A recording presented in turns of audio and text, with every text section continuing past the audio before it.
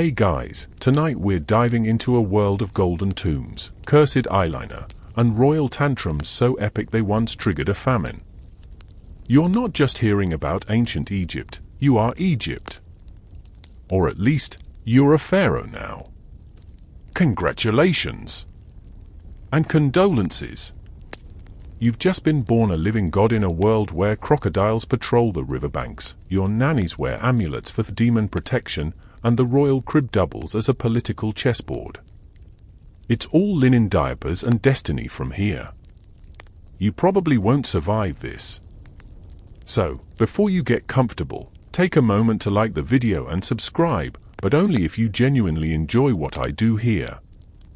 And tell me in the comments, where are you watching from, and what time is it there?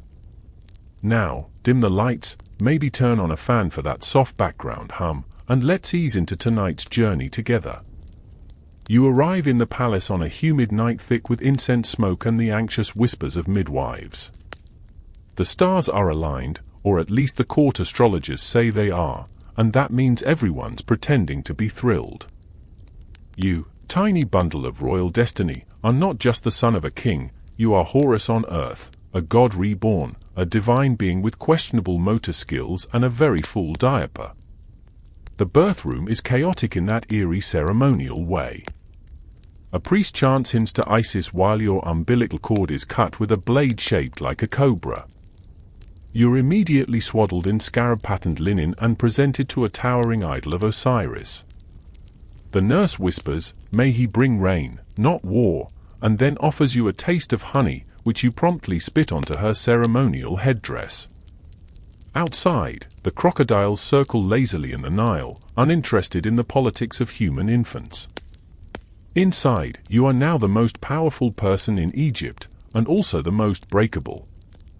Which means the next few months of your life are pure theater, with dozens of servants guarding your cradle, a physician on call with a jar of goose fat, and food tasters sampling your mashed lotus roots. You've got more bodyguards than friends, and every sneeze triggers an emergency sacrifice to appease the gods of infant health. A common worry? Scorpion stings. Yes, the palace is beautiful, filled with obsidian mirrors and sandalwood perfumes, but bugs do not care about your royal bloodline. Every morning, a priest walks through your nursery shaking a rattle carved from sacred bone to scare away evil spirits. It probably also scares away sleep. You cry a lot. You're a baby. But no one dares say this out loud. Instead, scribes begin carving hymns about your divine wailing. One poem refers to your burping as a wind more precious than cedar. You're barely 3 months old when the high priest of Amun arrives to examine your aura. He holds you up to the light, mutters something about destiny, and declares you will rule for many jubilees, unless, of course, you are cursed by jealous ancestors, which historians still argue may have been the case for at least 2 pharaohs who mysteriously died before age 10. Your first toys include a gold-plated rattle shaped like a jackal and a miniature lion carved from ebony. You also get a ceremonial dagger you're not allowed to touch, ever. It's merely placed near you during naps to ward off chaos. Because nothing says restful slumber like a deadly blade. And then comes the naming ceremony. This is not your typical baby naming gig. You get 5 names. One to show your link to the gods, another to show your link to the sun, one for your father, one for your military potential, and one that's basically an ancient version of your LinkedIn title. You don't pick these. They're chosen by a group of astrologers who stare at bird entrails and cloud formations. One name translates loosely as he whose shadow kills enemies before sunrise. You will never spell this correctly. Meanwhile, royal artists begin sculpting your face, yes, baby you, onto statues and wall reliefs. These must follow a strict template. All depictions must show you with divine proportions, even if you currently resemble a wrinkled mango. The sculptors aren't allowed to improvise. In fact, if your nose looks too humble, the artist may be whipped. Imagine your baby photo getting someone exiled. You're that powerful. And yet, not all is golden. Because while you're growing your first teeth and flinging lotus mush at your handlers, the court is already plotting. Your uncle is eyeing the priesthood. Your cousin claims she's a reincarnated cobra goddess. And your own mother keeps insisting that her side of the family deserves more temples. You are literally a pawn in linen foot wraps. At about age 2, you're introduced to your first scribe, a thin man with ink-stained fingers and no sense of humor, who begins chronicling your daily excellence. This includes your bowel movements, which are carefully recorded as omens. A particularly large one during the flood festival is declared a sign of Egypt's prosperity. That scroll ends up in the National Archive. It's around this time that the palace priests start giving you amulets. Not 1, not 2, but 47 tiny charms made of gold, faience, and crocodile teeth. Each one is meant to protect a specific body part or concept. Your left ankle? Guarded by the amulet of swift justice. Your liver? Protected by a stone carved with the face of a frog. This is all very normal. You are not allowed to question it, mostly because you still think beetles are food. But soon you'll be walking. Then talking. And then? You'll start learning what it really means to be a living god. The Nile whispers outside your window. Somewhere in the shadows, a priest blesses a lizard in your name. Sleep tight, little Pharaoh. You're not even old enough to lift a scepter properly, but the grooming begins early. Not the brushing your hair kind, though yes, your head is shaved daily and polished with sacred oils, but the you will rule the world and you'd better make it look good kind of grooming. Being Pharaoh isn't a job you apply for. It's something pressed into your skin like ceremonial ink, rubbed into your pores with lion fat balm, and drilled into your brain before you can pronounce obelisk. Your mornings begin before sunrise with a delicate shriek of the temple trumpets. Not a pleasant way to wake up, but you're expected to be divine and punctual. 2 attendants lift you from your reed silk bed. Another checks your pulse to make sure your soul is still aligned with Ra, the sun god. Yes, you are 5 years old and already being spiritually audited. A team of groomers surrounds you. The royal centers apply a paste of lotus resin behind your ears. A young eunuch fans away evil air with ostrich feathers. And a priest rubs a mix of crushed pearls and donkey milk into your feet to preserve your sacred tread. Honestly, you miss being a baby. At least back then people didn't shout praise poems while powdering your armpits. Then comes the worst part, education. Your schoolroom is a stone chamber next to the Hall of Offerings. There's no chalkboard, no recess, no fun. Just scrolls, strict silence, and a tutor with a gold-plated reed rod he's very fond of. He's called the Whisper of Thoth, which sounds poetic until he starts quizzing you on hieroglyph syntax and threatening to summon the jackal-headed god of grammar. You're not learning how to be a nice person. You're learning to be a flawless demigod. That includes memorizing the 42 negative confessions: I have not stolen, I have not lied, I have not eavesdropped while disguised as a dung beetle, etc. You're also expected to know ritual math, military strategy, sacred dance, and exactly which goat entrails to read during a solar eclipse. It's not just book learning, either. You're forced to train in chariot steering, spear throwing, and falconry, all while wearing gold sandals and a lapis lazuli amulet the size of a toddler's skull. Sometimes you fall off your horse. Your instructor doesn't help you up, he just says, "Horus must not fear gravity," and walks off while a baboon claps mockingly in the corner. You have classmates, but they're not your equals. They're noble-born boys whose parents paid enormous tributes to let them breathe your air. Their job is to learn with you, never better than you.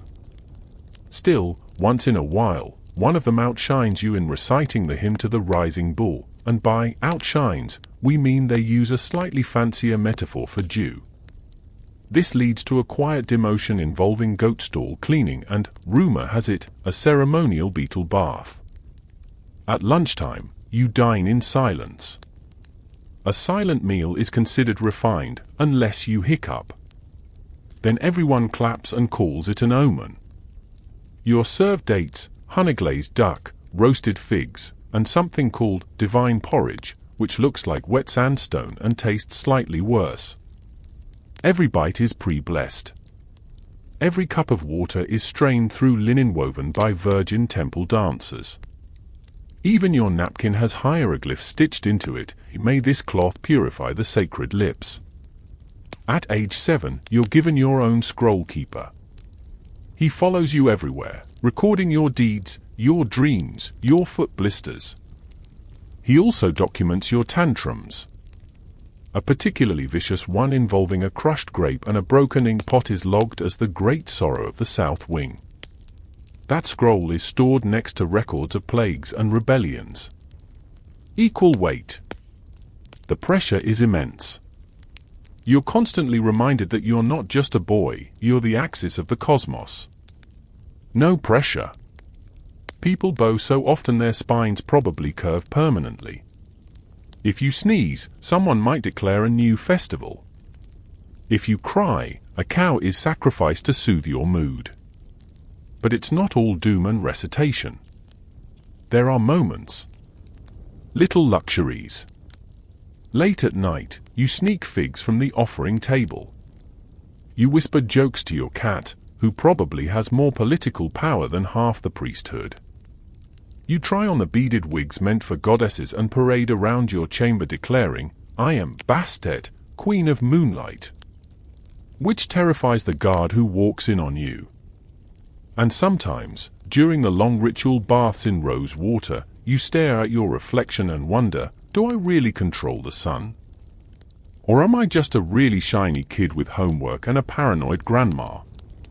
Historians still argue whether young pharaohs believed in their own divinity or merely performed it. Judging by your nightly conversations with a frog named Amun Jr., you lean toward belief. But doubts creep in, especially after you ask your tutor why the gods didn't give you wings. He answers, they did, metaphorically, and you roll your eyes so hard your lotus earrings fall out. On your 8th birthday, you get a new title, He Who Walks with Order. It comes with a robe so heavy it nearly knocks you over. You wear it to your first temple parade. Hundreds of peasants chant your name. You smile, wave, try not to trip. A dove lands on your head, and someone faints from the symbolism. A week later, your poop is painted in a mural. You wish you were making that up. That night, your scribe reads you your own achievements like a bedtime story.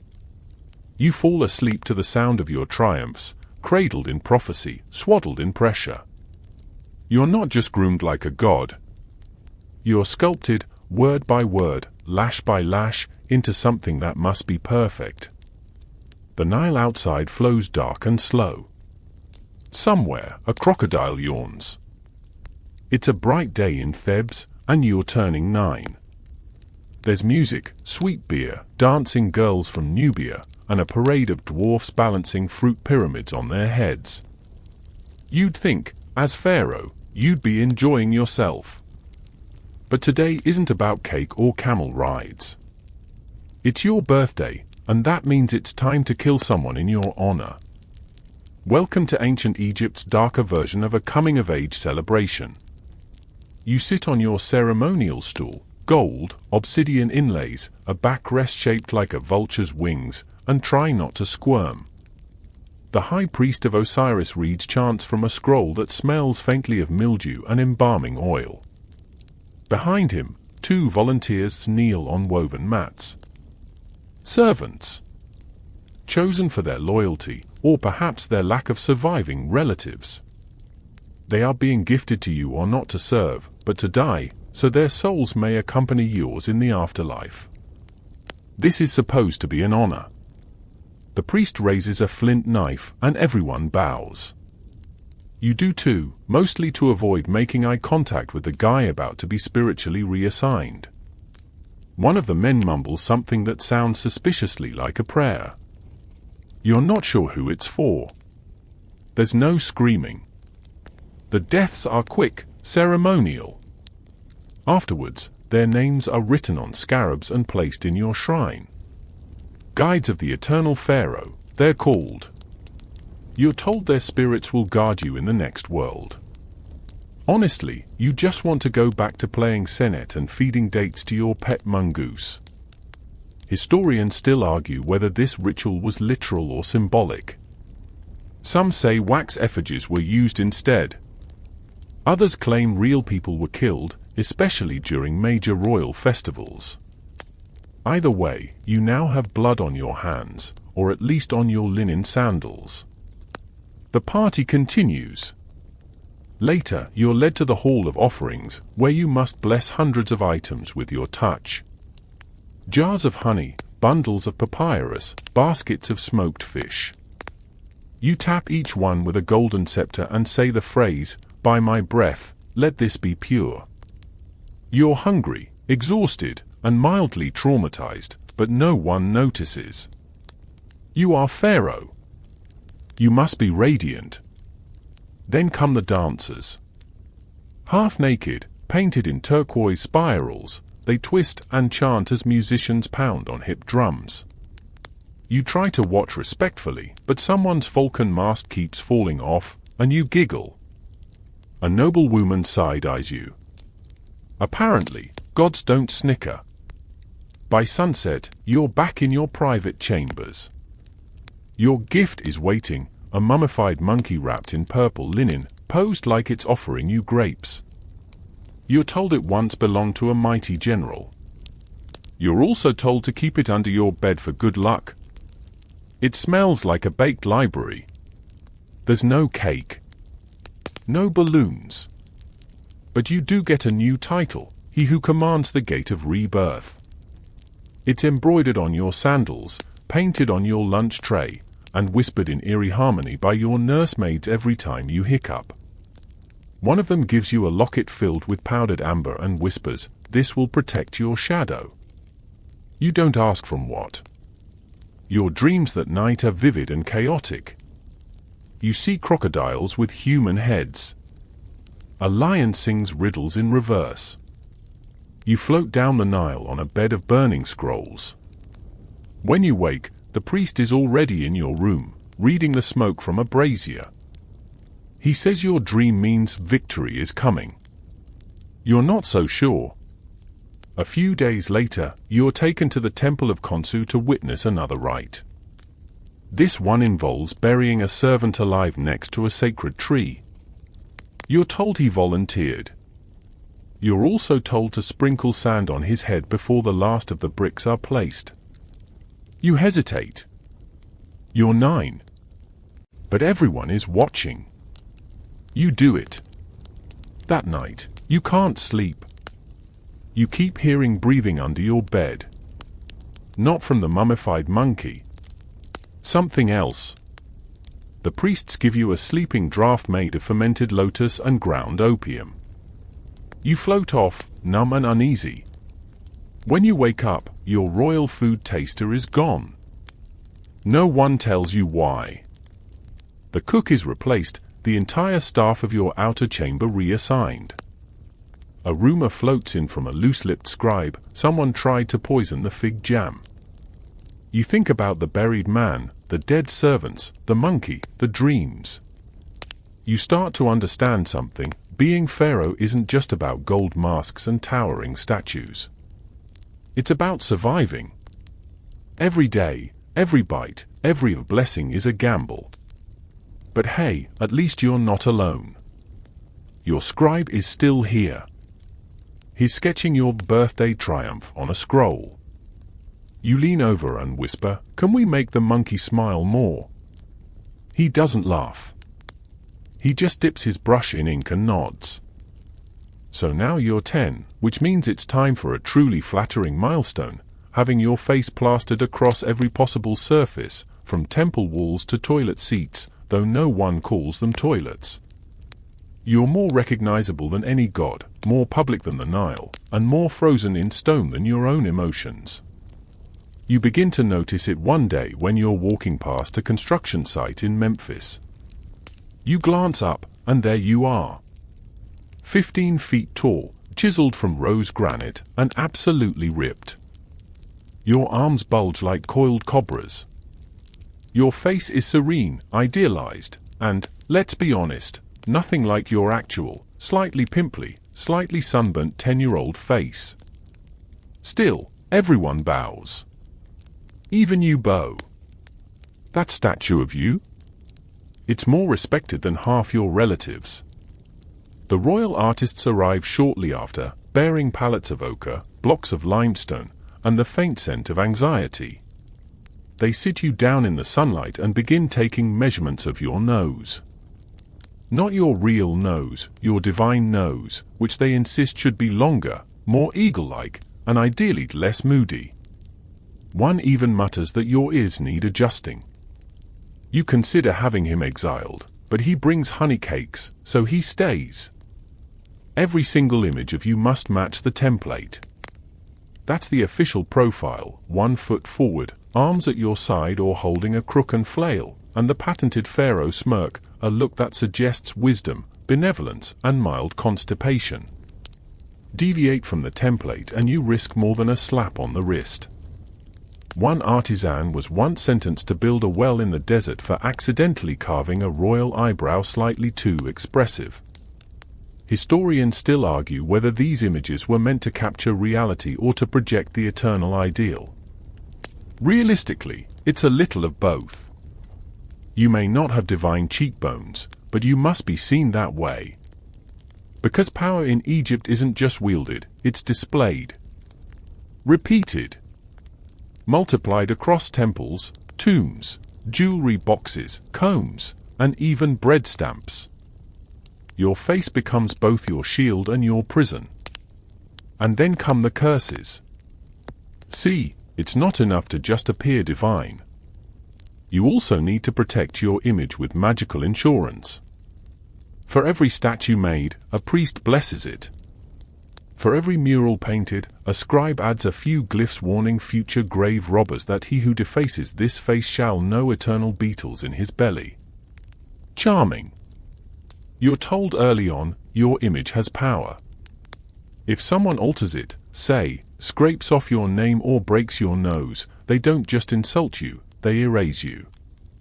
It's called damnatio memoriae, and it's the ancient version of cancel culture with significantly more scarabs. Naturally, you become a little paranoid. You begin inspecting your own statues. Is that chin too pointy? That elbow too peasanty? One evening, you order a dozen wall reliefs repainted because your royal kilt looks wrinkled. Another time, you ask a priest to bless a batch of new coins because you feel like your profile came out a little smug. At dinner, your scribe reads you a list of where your image now resides. Temple of Karnak? Check. Tomb of Vizier Neferhotep? Check.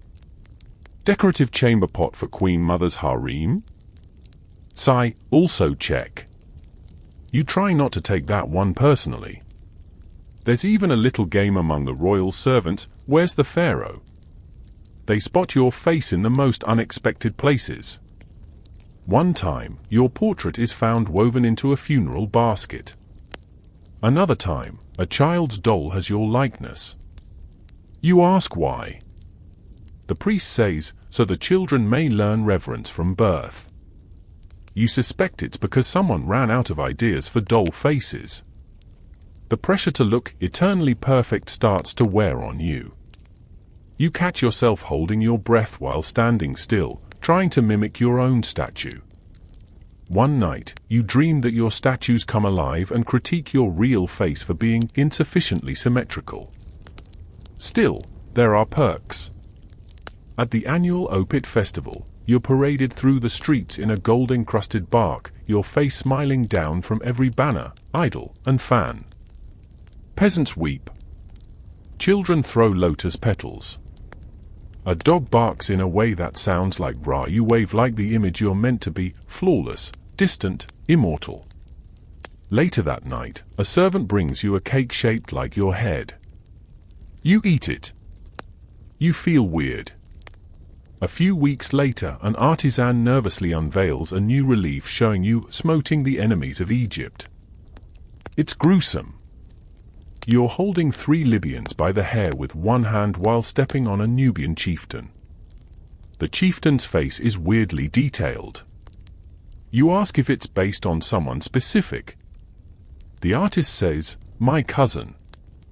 You consider asking follow-up questions, then decide to just go with it. Your tutors remind you every image of you is a declaration. Not of who you are now, but of what you are forever. If people stop seeing your image, they stop believing your divinity. And if they stop believing, the sun might not rise tomorrow. No pressure. So you hold still. You smile just right. You let them paint you with eyes that glow like stars and arms that never age.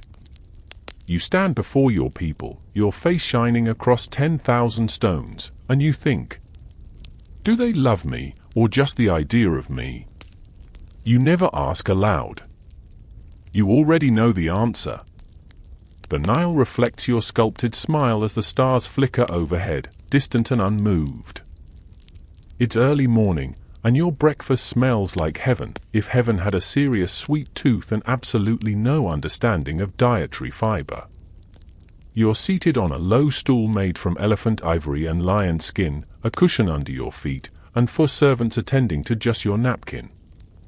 Your table is carved from imported cedar, inlaid with turquoise, and positively groaning under the weight of food offerings. You're 10 years old, and you're eating like the gods, not metaphorically.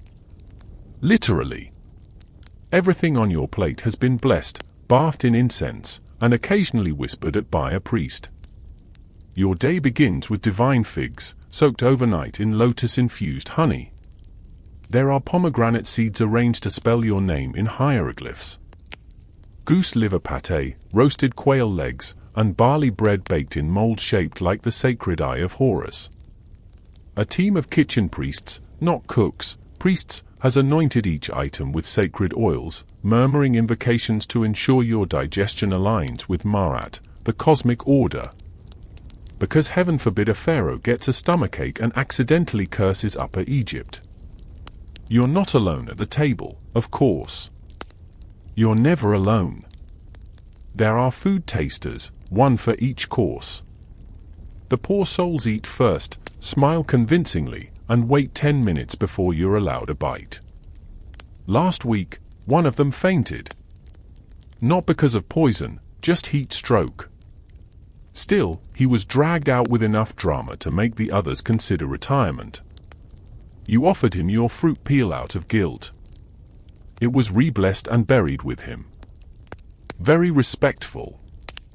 The meal ends with something called milkavatha, a rich date milk drink infused with spices, saffron, and rosewater. You like it. It also makes you slightly sleepy and may contain traces of poppy. Everything does. It's Egypt. You're never entirely awake. Historians still argue whether these elaborate meals were served daily or reserved for festival days. But based on how often your robes have needed loosening and the regularity of priest-supervised burp rituals, you'd bet on very often. Of course, breakfast is more than just food. It's politics. Who gets to prepare it, serve it, even what you eat? It's all power. That honeycomb? A gift from a loyal governor in the Delta. The duck liver? A tribute from a desert prince who wants permission to dig a well. You're technically devouring negotiations. You once joked, if I choke, does that mean war? Nobody laughed. Except your pet baboon. But he's got issues. Now, about that bloating. Every week, you drink a purification tonic made from crushed carob pods, vinegar, and the juice of unripe dates. It's supposed to flush out evil spirits. It mostly flushes out everything. Your physician insists it's necessary to keep your divine body in harmony. You suspect it's revenge for calling him Dr. Jackal Juice last month. Then there's the ritual purging. Yes, it's exactly what it sounds like. Every full moon, a priest in leopard skin arrives with a bronze bowl and something that smells like fear and aniseed. You drink it, you pray, you wait. The goal is to ensure your body remains clean. The side effect is that you now associate moonlight with nausea. And yet, even in the midst of stomach churn and overly blessed goose legs, you feel the eyes. Everyone's watching. Always. Did you eat with grace? Did you chew with divine rhythm? One time, you coughed and 3 scribes started debating whether it was an omen for drought. You just needed water. In private moments, you dream of simpler meals. Just bread and cheese, maybe a fig not carved into your likeness. But you're not a boy. You're a symbol. And symbols don't snack. There's one comfort, your kitchen cat. A sleek, smug feline named Mayu Mayu who's allowed to roam the pantry, blessing the storage jars by curling up next to them. She once stole your pigeon tart. You declared her protector of the sacred lunch. She now outranks your uncle. Sometimes, you sneak extra pomegranate seeds into her bowl. She purrs. You feel human again for 2 minutes. But then the gong sounds. The priests enter to recite a hymn. He who dines beneath Ra's gaze, whose stomach shines with justice. You rise. The table is cleared. The taste of honey still clings to your tongue like memory. And off you go, to rituals, to inspections, to another round of statues in your honor. Your stomach gurgles. You hope no one interprets it as political unrest. The Nile drifts steadily nearby, carrying your kingdom's grain and your breakfast sacrifices toward the sea. By the time you hit 12, the kingdom starts whispering about marriage. Not your advisors. Not your doting nursemaids. The kingdom. Farmers in the delta. Priests in Abydos. A potseller in Elephantine with strong opinions about your future wife. Everyone's invested in your love life, because in Egypt, who you marry isn't a private affair. It's statecraft. And in your case, it's also a family reunion. Let's just say the dating pool is limited. You're presented with a list. Not of potential wives. Of relatives. The priest calls them candidates of divine blood. You recognize most of them from festivals, temple rituals, or that one time you played senet in the garden and someone cried because you cheated. There's Meritaten, your older half-sister who recites poetry to cats. Baketmut, a cousin twice over, known for setting fire to her own wig during a lunar festival. And then there's Nabisha, your aunt. She's only 13 years older than you and has already been married twice. You're told she's experienced in matters of state. You suspect that's a euphemism.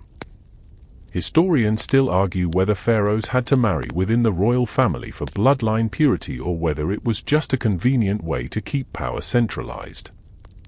Either way, the result is the same: you are now engaged to your sister. Possibly 2 of them. And maybe one cousin for good measure. You try to protest. Can't I marry someone I don't share a grandfather with? The high priest of Amun smiles and explains that your union will mimic the holy marriage of Osiris and Isis. You remind him that Osiris was murdered by his brother and dismembered. He changes the subject. Your first wedding is a spectacle. You ride in on a golden litter carried by 20 soldiers in leopard kilts. Musicians play flutes. Dancers toss lotus petals. Your bride, draped in translucent linen and weighed down with turquoise jewelry, meets you at the altar under a canopy of sacred vines. Everyone cheers. You try not to lock eyes with your other fiancé sitting 3 feet away, glaring. The ceremony involves a lot of toasting, blessing, and mutual gifting. You offer her a necklace shaped like a vulture. She offers you a perfumed cone that slowly melts on your head while you say your vows. It's romantic in a "this might give me hives" kind of way. Later that night, the palace throws a feast. There are musicians, poets, fire jugglers, and a surprise performance from a man who balances a crocodile skull on his chin. You and your bride sit on matching thrones while people present symbolic gifts: grain, oil, beer, and a disturbingly lifelike wax model of 2 hippos cuddling. You're told it's fertility magic. You pretend it's abstract art. But while the feast continues, you're escorted away to your private quarters. Don't panic. Nothing's expected yet. You're still technically a child. But the symbolism is everything. A priest blesses the sheets. Your scribe records the moon's position. Your new wife, your sister, offers you a bowl of sweet beer and says, "To eternity." You clink cups and sit in awkward silence, listening to the distant sounds of drums and diplomatic tension. The next morning, your mother congratulates you with a bracelet depicting a nursing Horus. You thank her and immediately hide it behind a pillow. And so begins your life as a married child god. Soon, the second wedding follows. Then a third. You now share your palace with several wives, all related to you, all strategically chosen to strengthen the divine bloodline. Each has her own apartment, servants, and shrine. You have a schedule. Tuesdays with Anchizen. Fridays with Citamen. Weekends are shared diplomatically. You find comfort in your scribe, who maintains a detailed but tastefully vague record of your romantic obligations. You ask him once, "What do I do if they fight?" He says, "Declare a day of fasting." No one argues while chewing lotus root. It works. Mostly. And then there are the diplomatic wives. See, Egypt doesn't exist in a vacuum. There are kingdoms to the east, empires to the north, and plenty of rulers who'd like to be your friend, or at least not your enemy. So, when a messenger from Mitanni arrives offering his daughter's hand in exchange for peace and access to some very shiny horses, you agree. She arrives a month later, confused, polite, and terrified of cats. You don't share a language. But she learns quickly. You teach her how to fake laugh at priest jokes and how to properly bow to a statue of yourself. She gives you a gold ring shaped like a goat and teaches you how to say "this fish smells weird" in her dialect. You bond. She never becomes queen, though. Only someone of divine blood can hold that title. She's given a ceremonial name and a wing of the palace with its own garden. You visit sometimes. You talk about dreams and mangoes. You wish her well. Still, it's your sister wife who takes precedence. She joins you at rituals, stands beside you at festivals, and corrects your posture when you slouch during cosmic realignment ceremonies. You grow used to it. The layers of ceremony. The etiquette of affection. The knowledge that love is less important than lineage. Eventually, it all blurs. Duty becomes habit. Habit becomes comfort. But sometimes, when you wander the palace gardens late at night, you wonder what it would be like to love someone who didn't call your mother auntie. The moon casts a long shadow behind your statue as a night breeze rustles the sycamores. You return to your chamber and drink another bowl of sweet beer. It's going to be a long eternity. You wake up drenched in sweat. Not from fear, though that comes later, but from the thick paste melting down your scalp. It smells earthy. A mix of crushed lotus, date syrup, and something that might be manure. Spoiler, it is manure. specifically crocodile dung. Your attendants pat it gently into place, then tie your wig over it with reverent murmurs and mild nausea. This is your sunscreen. Welcome to your royal beauty regimen. Being pharaoh doesn't mean you're naturally flawless. It means you're required to appear flawless at all times, even when your armpits smell like embalmed onions and your back is covered in heat rash. And so begins the daily rite of glamour, a 3-hour ordeal involving oils, plucking, powders, animal bits, and prayers. Lots of prayers. You begin with the royal shave. Every inch of your body must be smooth, clean, and divinely hairless. A priest shaver, yes, that's his actual title, lathers you with a paste made of beeswax and fermented barley. Then he uses a blade carved from obsidian to scrape away every offending hair, arms, legs, chest, even your head. Especially your head. Body hair is associated with impurity, chaos, and, worst of all, mortality. You once tried to keep your eyebrows. The priest gasped so hard he dropped the incense burner. Then comes the wig. It's not just fashion, it's a necessity. Everyone wears wigs in Egypt, but your wig is different. It's heavy, woven with human hair and gold thread, soaked in perfumed oils, and lined with linen padding to keep the lice from crawling into your ears. Yes, lice. Because no matter how divine you are, bugs do not care. There's even a special stick, carved from ivory, used to gently itch the royal scalp without ruining the curl pattern. And don't forget the eyeliner. Each morning, your eyes are rimmed with thick green coal. Not just to look mysterious and intense, though you definitely do, but to ward off evil and reduce glare from the sun. It's made from crushed malachite mixed with goose fat and possibly hope. It stings a little, but the result is stunning. You gaze at yourself in a polished copper mirror and think, I'd worship me. Historians agree the Egyptians were beauty-obsessed. But it wasn't vanity, it was divinity. To look disheveled was to invite chaos. That's why your nails are buffed with alabaster paste. Why your breath is sweetened with myrrh pellets. Why every wrinkle, pimple, or flake of dandruff is treated like a national emergency. You're expected to smell like paradise. Your body is rubbed with a blend of frankincense, cinnamon, and moringa oil. They call it the scent of Ra. It lingers on your robes, your pillows, your scrolls. You begin to associate the scent with pressure. Even now, if you catch a whiff of cinnamon, your spine straightens.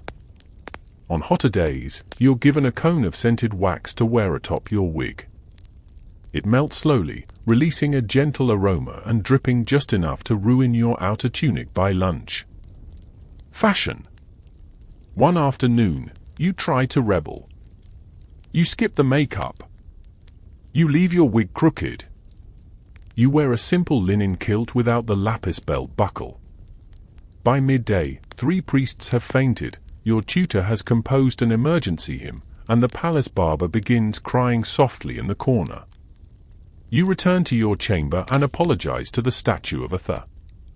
There are, of course, treatments. Every few weeks, you undergo a full-body exfoliation. This involves lying on a heated stone slab while 2 attendants rub you with sea salt, crushed dates, and powdered turquoise. It's both luxurious and lightly traumatic. You emerge glowing and bruised. Then there's the face cream made from mashed pigeon bones. You ask if it works. The scribe says, your skin is radiant, O Lord. You catch him applying some to his crow's feet later. But not all beauty is cosmetic. You must also maintain aura. This includes your posture, your gait, even your blinking rate.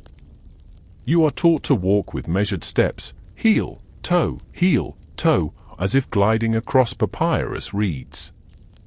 Your hand gestures are rehearsed, your smiles timed. You can't just be. You must radiate. It's exhausting. Sometimes, in the dead of night, you sneak to the roof of the palace. You remove your wig. Scratch your head. Sit under the stars with your knees pulled to your chest. You don't feel radiant. You feel sticky. And then there's the weird stuff. One priest insists you bathe monthly in milk from cows that have never seen the Nile. Another insists on a paste made from mashed locusts and cedar sap. You try it once. Your cheeks swell. He disappears shortly after, reassigned to goat duty. But the weirdest? The sacred royal breath ritual. Before major ceremonies, a priest places a papyrus reed under your tongue and chants until it vibrates. This is supposed to align your soul with divine fragrance. It mostly makes you drool. You endure it all. Because to look less than perfect is to seem less than divine. And you are not allowed to seem. So you pose. You powder. You sweat under 50 layers of perfumed linen. Your skin glows. Your eyeliner glints. Your scalp itches. And the people chant your name like a lullaby. Somewhere beneath the glamour, beneath the kohl and the wig and the gold-flecked oils, there's still a boy. Tired. Shiny. Itchy. The moon rises over the palace and you lie still, a statue carved in flesh and sugar-scented wax. The palace walls are humming before dawn, because today isn't just a day, it's your day. Technically, every day is your day. But this one's special. The stars have aligned, the priests are ecstatic, and the high temple is hosting a ceremony so large it requires 7 bulls, 5 boats, and a backup chorus of lute-playing orphans. And the best part? It's all in honor of the you. Not for something you did. No, just for waking up. Existing. Breathing divine air. Because you are Pharaoh, and Pharaoh doesn't just rule Egypt. Pharaoh is Egypt. You're not the leader of a country. You are the sun, the soil, the grain, the flood, the thunder, the law, the drumbeat of eternity. So naturally, your first task this morning is to be worshipped. You're lifted from bed by 2 priests who chant your titles under their breath like a protective spell. Mighty in justice. Gentle as the flood. He who sees the winds. You still don't know what that last one means, but it sounds impressive. A servant sets your feet on a tiger-skin rug imported from the land of Punt. Another rubs olive oil on your shoulders, because apparently your clavicles radiate cosmic energy. And then, before you even brush your teeth, you're led to the mirror chamber. That's where the official sunrise greeting of the divine flesh takes place. You stand before a polished obsidian mirror, arms raised just so, while a priest smears your reflection with scented resin. Behind you, temple singers begin their morning hymn. He rises with the light.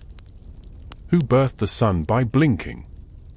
You're not sure how one blinks the sun into existence. But the acoustics are excellent. Next, you're escorted, on foot, barefoot, through the path of incense, a mosaic walkway strewn with flower petals and braziers puffing sweet-smelling smoke. On either side, servants kneel. They don't look at you. They're not allowed. Even your shadow is sacred. Stepping on it without permission? That's a capital offense. When you arrive at the inner sanctum of the temple, the high priest is already there, prostrated, forehead to the floor. We greet the living Horus, he intones, without looking up. You are then seated, carefully, reverently, on the alabaster throne. Not your throne. This one is older, smoother, colder. Reserved only for these sunrise rituals. It has no backrest. Gods don't need lumbar support. And then, your worship begins. For the next hour, people take turns praising you. It's a bit like a talent show where every act is "My Pharaoh is awesome," set to a backing track of flutes and divine symbols. One man recites a poem comparing your wisdom to a crocodile's patience. Another sings about your eyelashes being the reeds that tickle the breath of Ra. A small girl walks up, hands you a goose feather, and says, "Thank you for the flood, mighty one." You try not to sneeze. Historians still argue whether pharaohs actually believed the divine hype or just played along. Some suggest they went along with the rituals out of fear of rebellion, of divine punishment, or of simply disappointing their ancestors. Others think the power went to their heads like sweet beer and stayed there forever. You're starting to get used to it. After the ceremony, you're carried, this time, on a litter, back to the palace, where you sit on your real throne and perform your daily judgments. Most involve approving granary schedules, rubber-stamping temple repairs, or pardoning someone who accidentally insulted your toenail. But you also bless things. A new barge? Touched by your holy hand. A vineyard in Memphis? Named after your second divine epithet. Someone wants to build a bakery? Sure, as long as the bread is shaped like your face and offered to a statue of your cat. You even get requests to bless children. Parents line up outside the palace, holding up their babies like sacred loaves of bread. You touch each forehead gently, trying not to blink too fast. One mother bursts into tears. You whisper, "May she grow as tall as the lotus." That gets carved into a plaque and placed over the city gate. But sometimes you feel it. The space between being seen and being known. Because all this worship is beautiful, yes.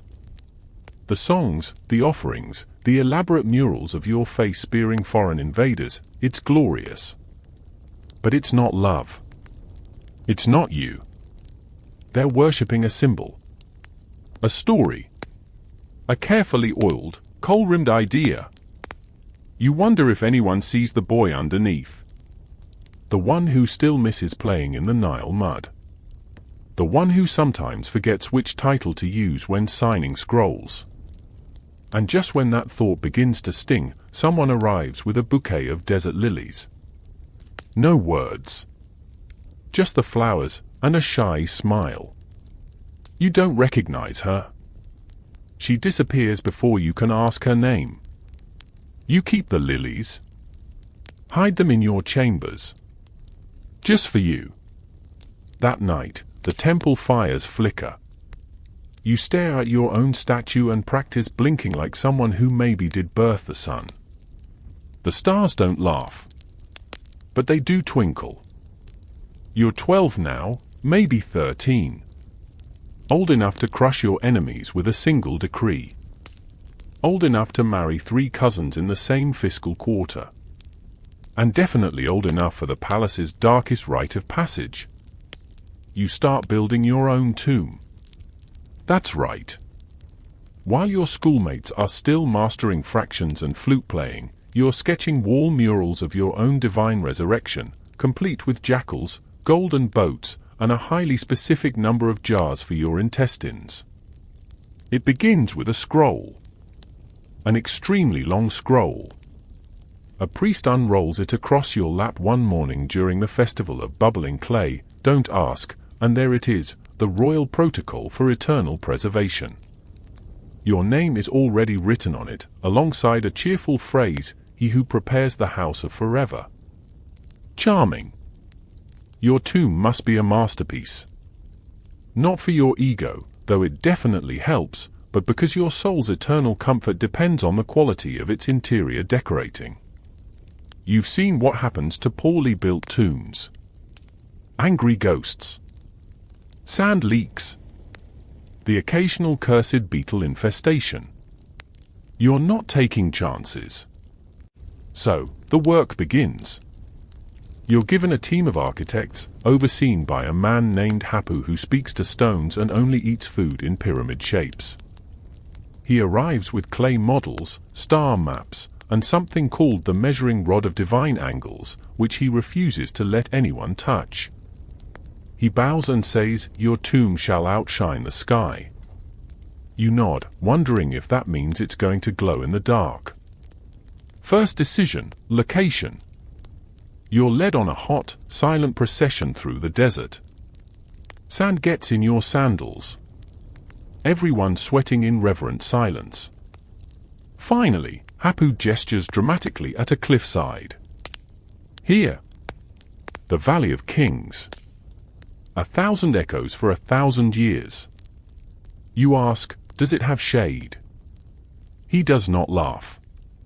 Your tomb site is chosen based on stars, soil composition, and what dreams the priest had after drinking a blue lotus smoothie. Workers immediately begin digging. You're not allowed to dig, pharaohs don't get dirt under their fingernails, but you do get to ceremonially smack the ground with a golden chisel. The crowd cheers. You try not to pull a muscle. Over the next few months, your schedule changes. You still get worshipped, powdered, and gifted goats from admirers. But now, you also hold eternity meetings twice a week. You discuss tunnel depth, coffin shape, whether your sarcophagus should be obsidian or rose granite. You go with rose granite. Obsidian gives you bad dreams. Your tomb's floor plan starts to look more complicated than the palace. There's the main burial chamber, of course. Then a shrine room. Then a chamber for sacred oils. Then a hallway lined with murals of you defeating chaos in increasingly creative ways, punching snakes, calming earthquakes, rescuing kittens from flaming baskets. Symbolism. And yes, there's the false passageways. You have several. Because your tomb must confuse the living to protect the dead. You delight in designing traps. Pitfalls, hidden doors, cursed corridors. One night, after too much date wine, you scrawl giant scorpions here on a chamber blueprint and laugh until you nearly choke on a honeyed fig. The artisans begin carving your life story into the walls. Except it's not entirely accurate. You haven't won a war. Yet. But there you are, chiseled in full battle regalia, riding a chariot over a sea of terrified Hittites. You ask if maybe this is premature. Hapu replies, it's aspirational. Historians still debate how involved pharaohs actually were in tomb construction. Some say it was all delegated. Others argue the truly obsessive ones micromanaged everything, from pigment choice to beard angles. You're definitely leaning obsessive. You commission a mural of your favorite cat waving farewell as you ascend into the heavens. The artist adds wings. You tear up a little. Then comes the coffin. It arrives in stages. The outer box is cedarwood, shipped from Byblos, lacquered with crushed garnet.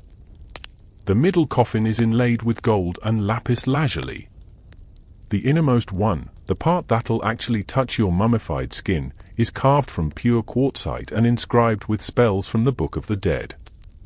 You read one aloud. It mentions beetle-free digestion in the next life. You underline that part. Fun fact, you're also planning your organs' future.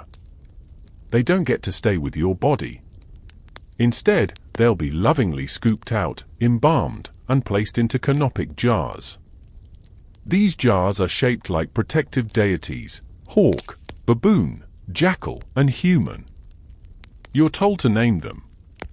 You choose Lightning, Sniffles, Captain Wiggles, and Susan. The priests are not amused. One night, you sneak down to the tomb site. The moonlight spills over the scaffolding. The walls are covered in figures, you glowing faintly with ochre and copper dust. You walk the length of the tunnel, barefoot, trailing your hand along the cool, chiseled stone. And for the first time, it hits you. This isn't just art. Or duty. This is where you will lie, one day. Forever. You sit down on a chunk of unfinished limestone. The stars are bright through the entrance shaft. Your body is young, radiant, worshipped. But your tomb is already older than you. You wonder, will they remember you? Not the statues. Not the hymns. You. Then, a bat screeches from the ceiling. You scream and run back to the palace. The next day, you order a blessing to protect the tomb from winged mischief. The priests nod solemnly. Back in your chamber, you sketch a new mural, yourself flying to the afterlife on a falcon's back, hair blowing in the wind, eyeliner flawless. It's morbid. It's dramatic. It's perfect. The Nile flows on. So does time. Your chambers smell like melted flowers. Not in a charming, garden after the rain sort of way, but in the dense, syrupy, slightly sickening haze of too much divine fragrance. That's because this morning's ritual required you to wear not one, but 3 perfumed wax combs on your head.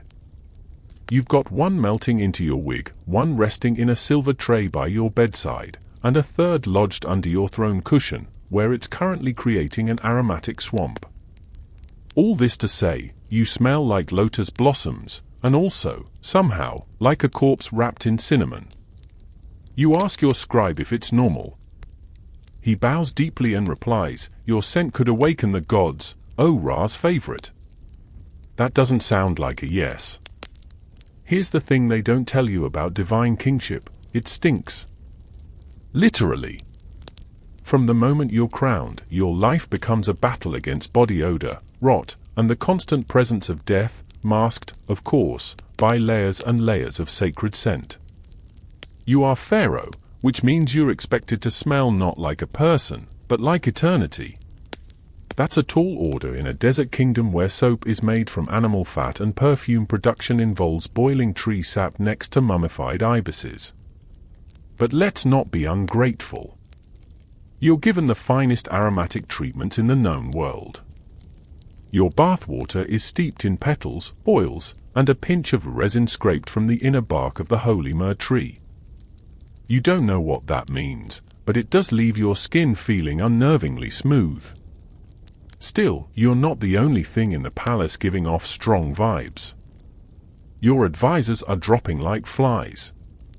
Not from age, though some of them do resemble sun-dried dates, but from mysterious ailments that seem to target only those who question your mother's temple budget. Every other week, someone in the inner court succumbs to the sacred breath, which is how priests describe death. At first, you chalk it up to coincidence. Then, during a particularly boring harvest meeting, your vizier sneezes blood into his barley chart. He's carried away, and within hours, embalming begins.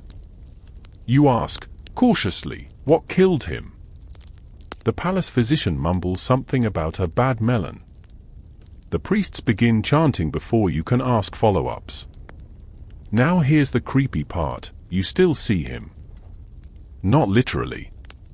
His body is long gone, gutted, packed with resin, and stuffed into a gilded sarcophagus. But his scent lingers.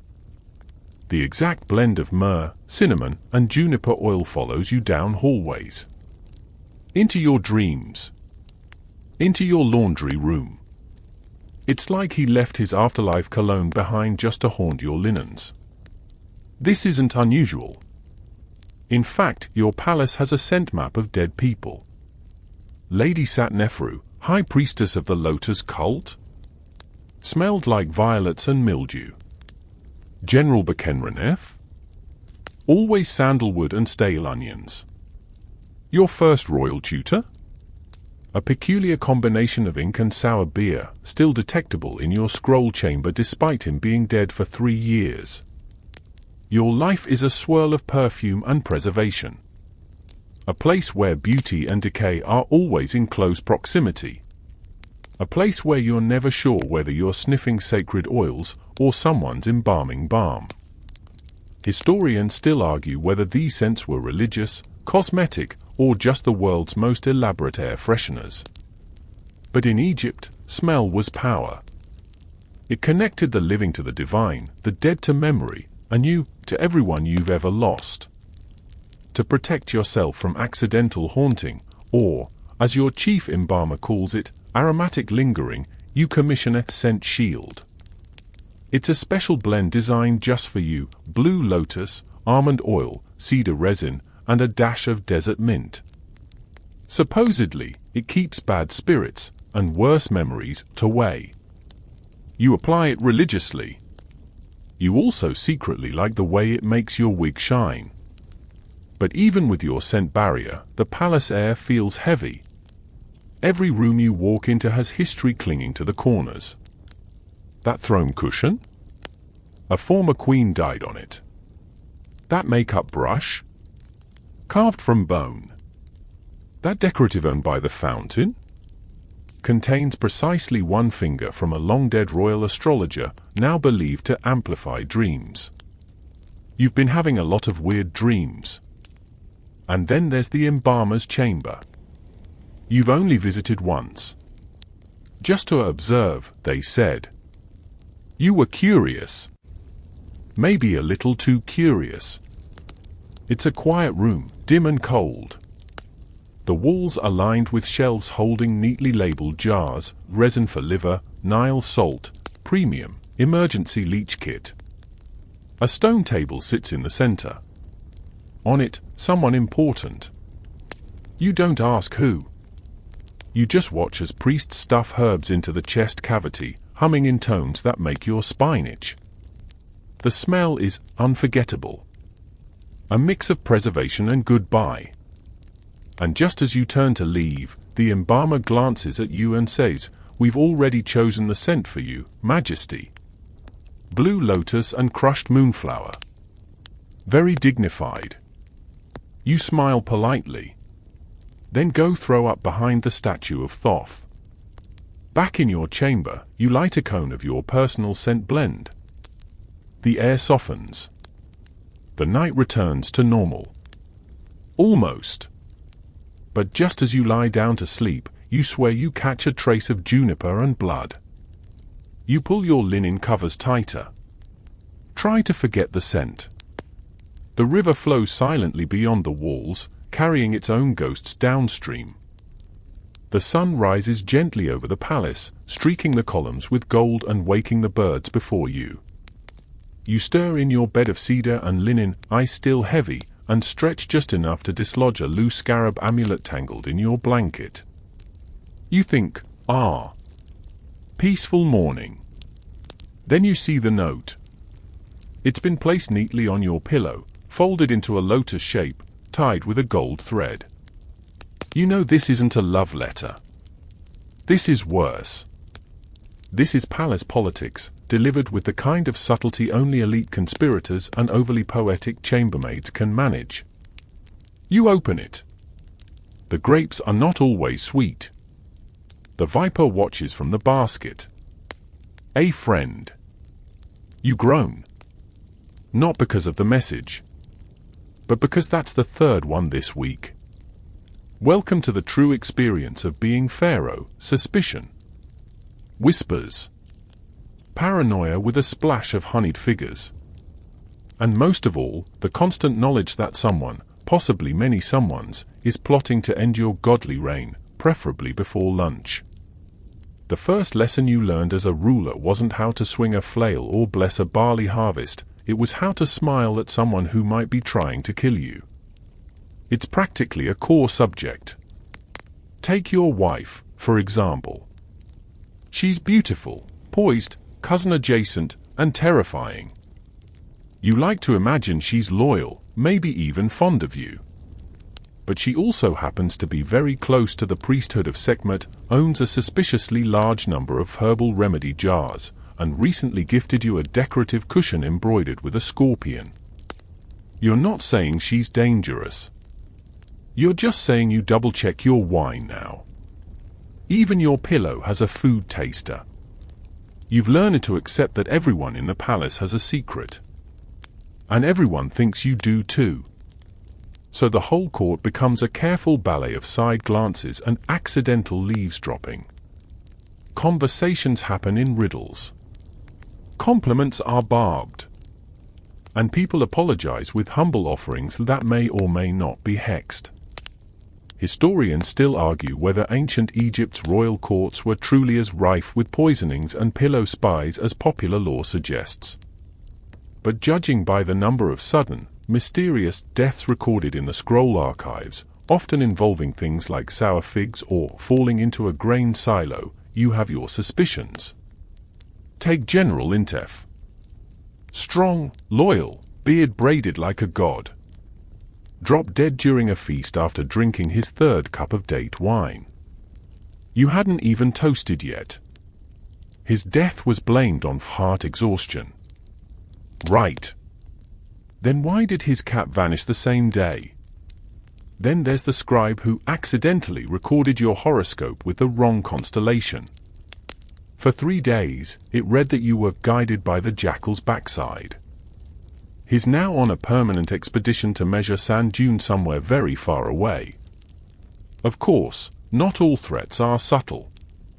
Once, while inspecting temple renovations, a block of limestone slipped from the scaffolding. It missed your head by the width of a pomegranate seed. You were then told that a bad omen had startled the mason. You stared him down so hard he dropped his chisel. You haven't seen him since. But the truly dangerous threats? They're the ones smiling at you during dinner. Like your butler. He's too attentive. Remembers your favorite fruit. Never spills. That kind of competence is suspicious. And your cousin, the one who gifted you a box of sleeping incense and asked for your old bedroom wing, has been offering prayers near your statue daily. Alone. At night. No one's that devout. Even the royal pets are suspect. One of the cats, Pater, has been lurking near your scrolls and knocking over your ink pots only when you're drafting decrees related to taxes. Coincidence? Or feline espionage? It gets to you. Some nights you lie in bed and hear footsteps where there shouldn't be any. Other times, a servant's cough sounds a little too rehearsed. You start dreaming in riddles. You wake with your heart racing, your arms tangled in your sacred mosquito net, clutching a charm shaped like a falcon. Eventually, the priests catch on. They suggest an anti-paranoia ritual. You agree, mostly for the break. You're taken to the inner temple of Bastet, where they anoint your head with sesame oil, chant to the goddess of protection, and then gently slap your cheeks with palm leaves to shake loose the bad spirits. It's awkward. But the priest smells like dates and safety, so you let it happen. And then, just as the tension begins to ease, your scribe approaches with another note. This one isn't folded. Just a scrap of papyrus, hurried and crude. The wine is safe. The figs are not. Still a friend. You look up at the dining hall. The fig bowl has already been served. You take a breath. Lean back. Smile. And ask the high priest if he'd like the first bite. The court laughs. The priest chuckles. But you notice he chooses a grape instead. You've learned the game now. This is how you rule in Egypt, eyes open, lips closed, always sitting at the head of the table, with one hand resting casually near your ceremonial dagger. And if you're lucky, you get to write the next warning note. The breeze rustles the reeds outside, whispering secrets to anyone still awake enough to listen. A child scrapes their knee and cries, normal. A peasant gets bit by a snake and limps home, expected. But when you, the living God on earth, the divine son of Ra, stub your toe, the entire nation panics. It happens during a ceremony, of course. You're stepping off the sacred bark of Horus, wrapped in a linen robe so long it's basically a trip hazard, when your sandal catches the edge of a gold-plated stair. You lurch forward, your toe smacks the stone, and you yelp. And then there's silence. The priests freeze. The music stops. Somewhere, a scribe faints. Because Pharaoh isn't supposed to bleed. Pharaoh is perfection, eternal, untouched by flaw. If you're wounded, no matter how minor, it means one thing: the gods are angry. And possibly hungry. You wave it off. "I'm fine," you mumble. Your toe is already throbbing like a drum solo, but you try to maintain your dignity. Then you notice one of the temple guards quietly making an offering to the Nile crocodiles. Within the hour, you are surrounded by priests chanting purification spells. One sprinkles you with sacred beer. Another places a lettuce leaf on your forehead. A third begins disemboweling a goose of divinatory entrails. The verdict? Your stubbed toe signals imbalanced cosmic energy. The solution?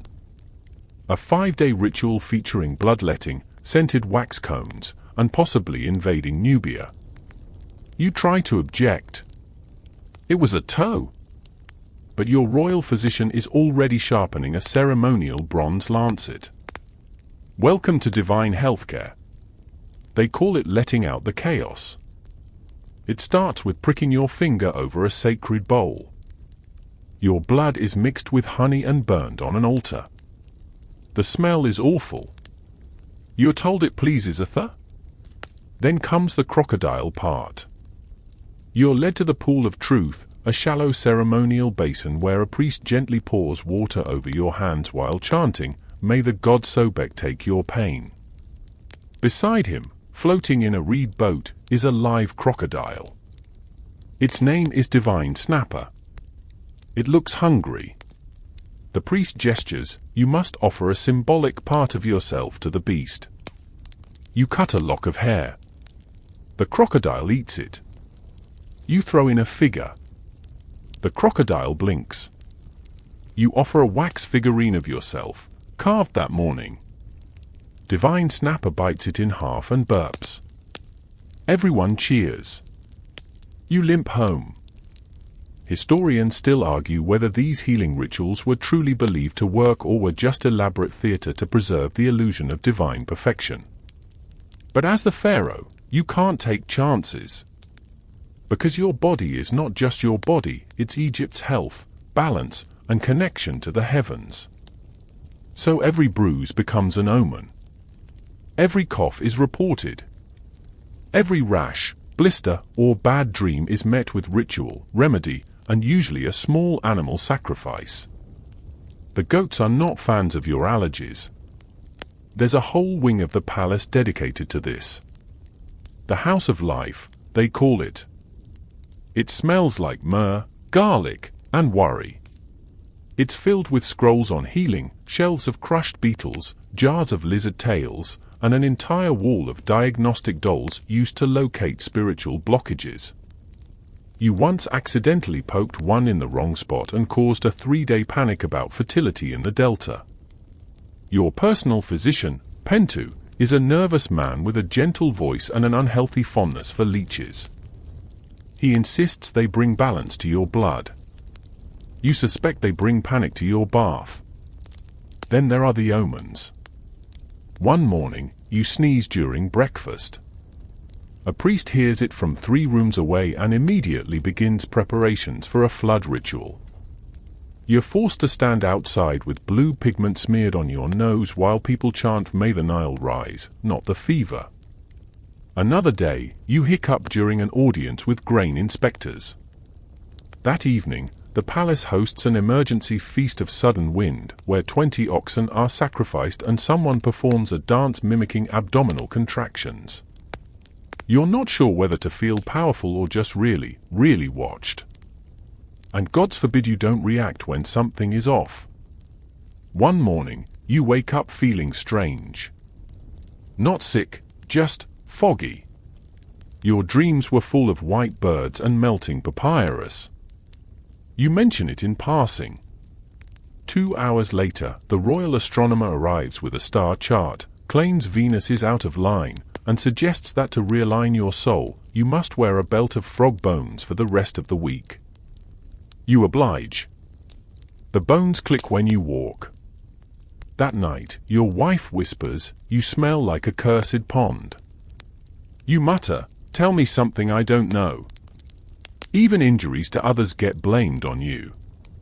A storm sinks a granary boat. Clearly your recent dream about onions offended Osiris. A worker breaks his leg building your tomb. You forgot to thank the sunrise last Tuesday. The palace cat sneezes.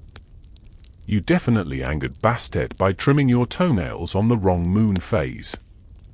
Eventually, you start preemptively apologizing to the gods each morning. Just in case.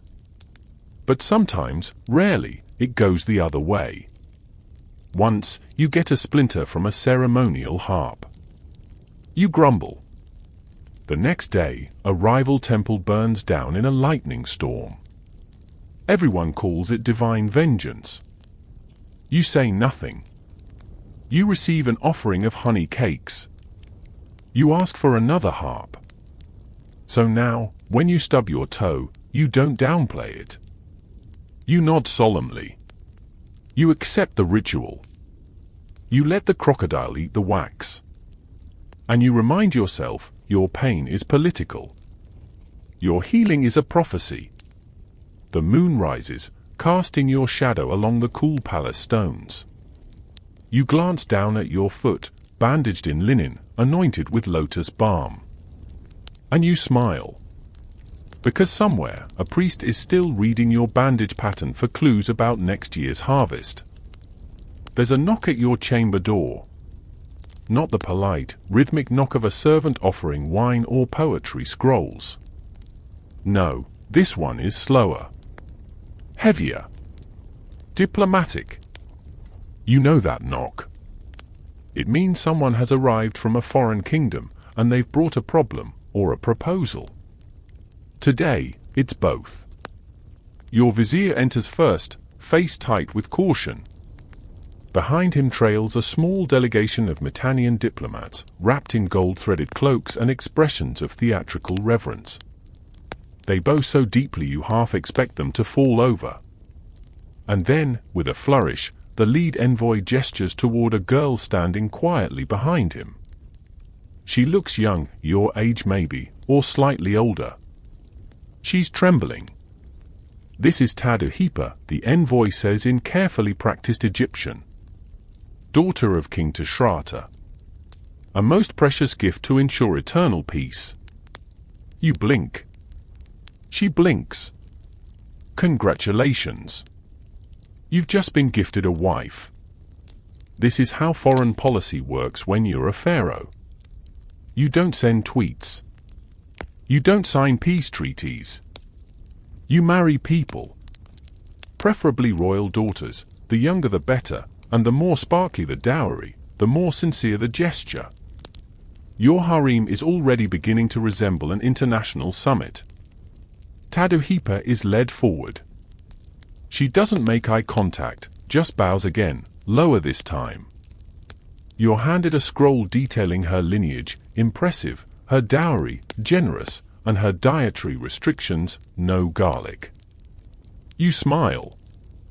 She does not.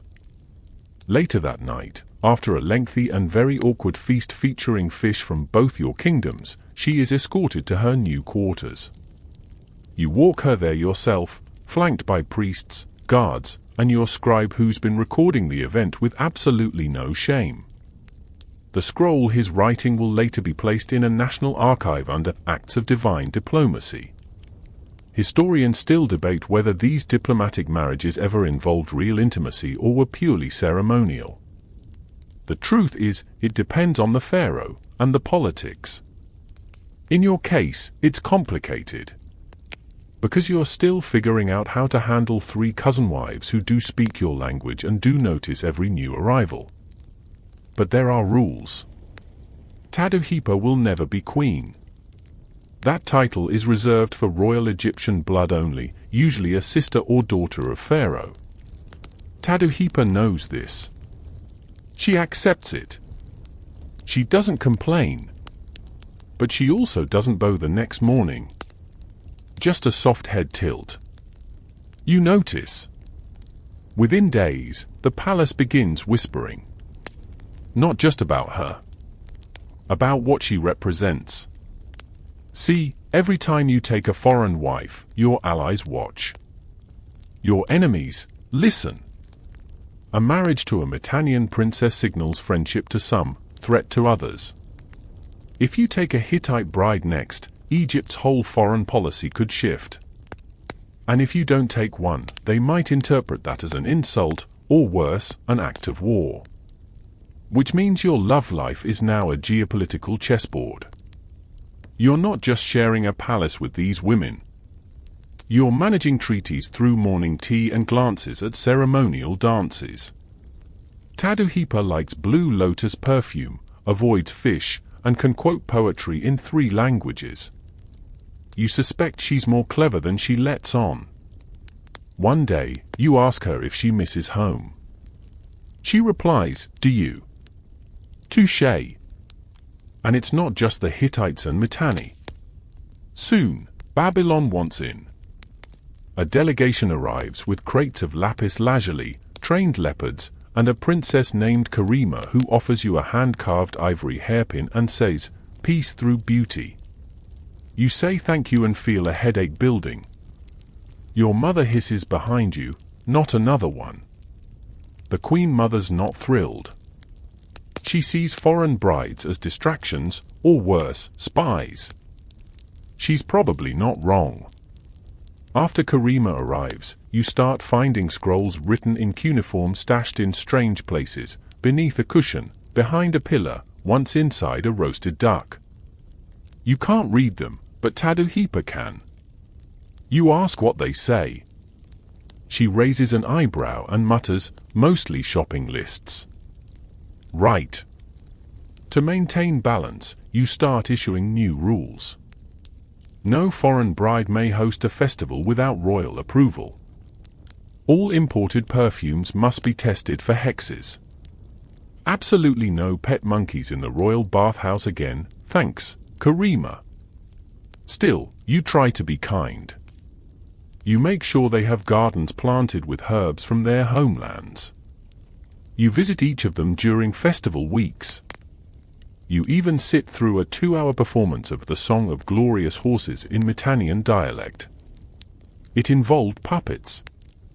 You clap politely. But the tension remains. Your Egyptian wives glare. Your foreign wives whisper. And you are stuck in the middle, trying to keep a harem of 24 nations from sparking a trade war. One day, while watching a sunset from the palace roof, you hear footsteps. It's Taduhipa. She sits beside you, silent for a long time. Then she says, "My father sent me here so you wouldn't kill him." You nod. "I figured."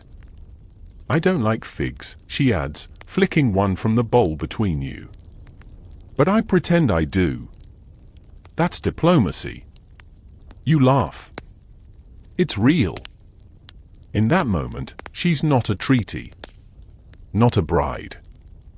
Just a person, wrapped in linen and politics, like you. The sun slips below the horizon, casting gold over the city.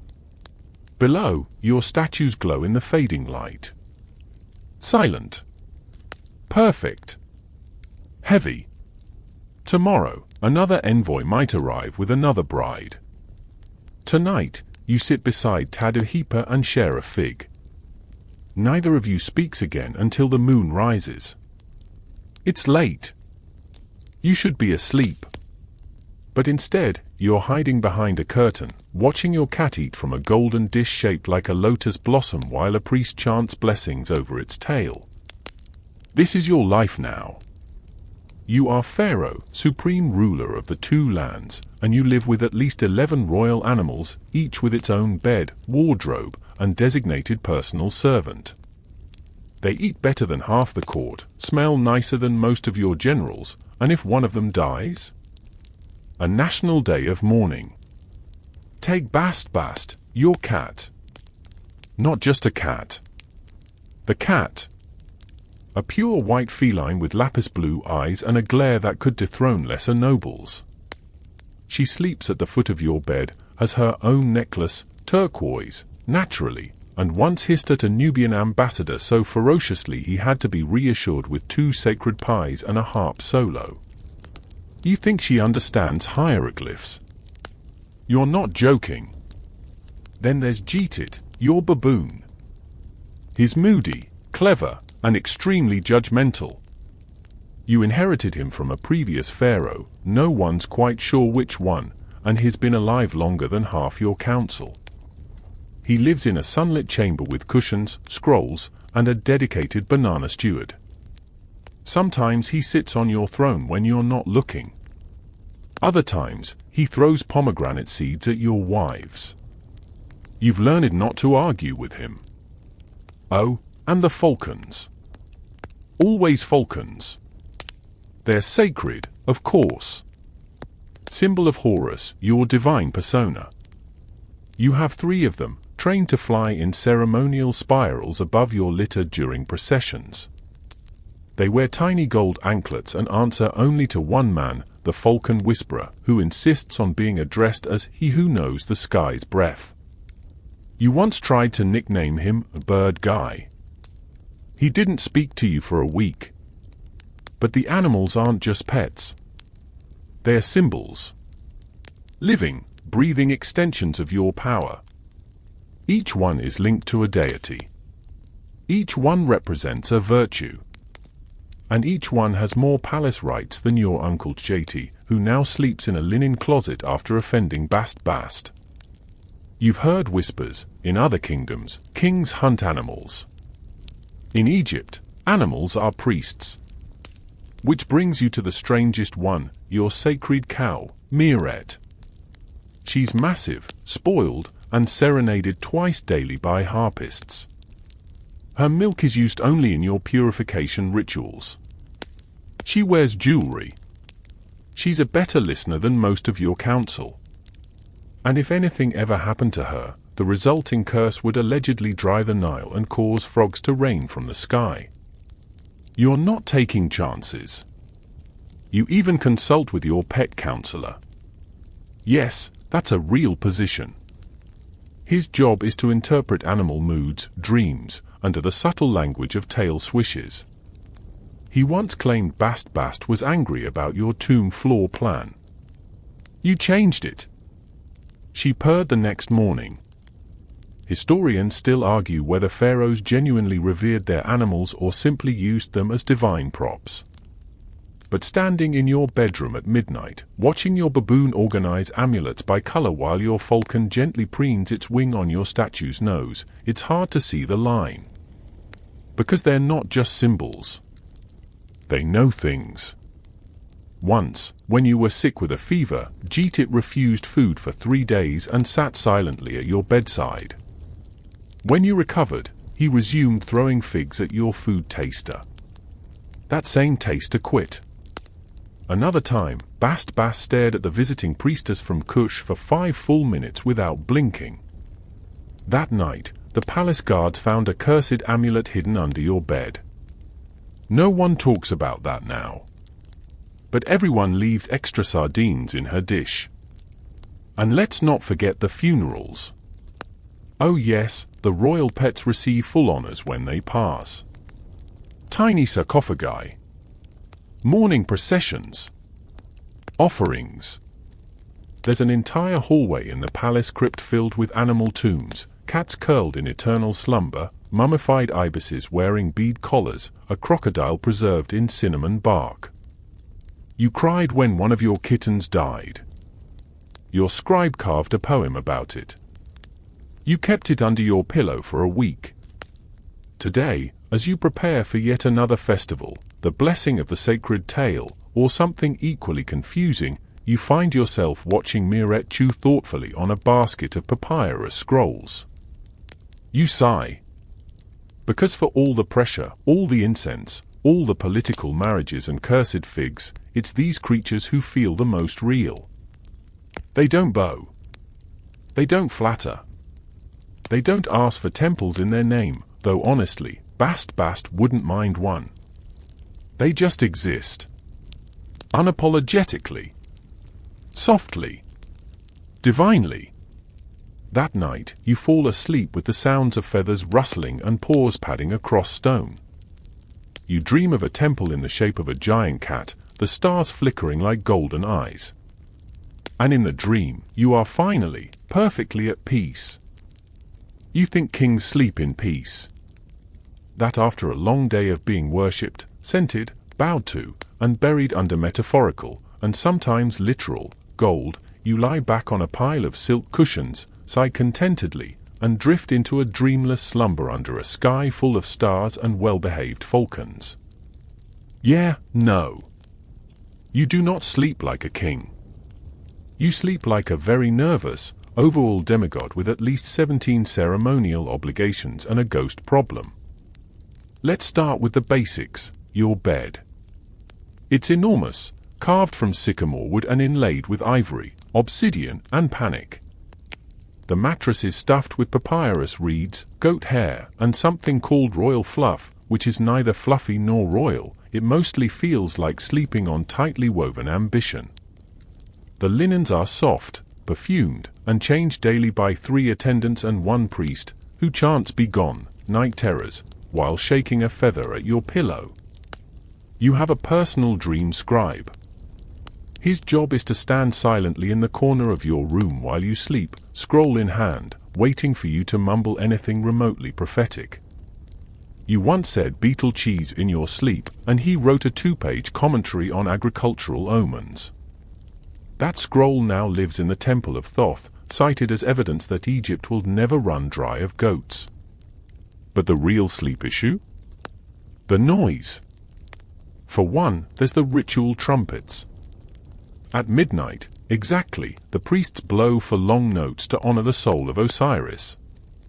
You've asked them, politely, then with threats, to maybe not play them directly under your window. They wept.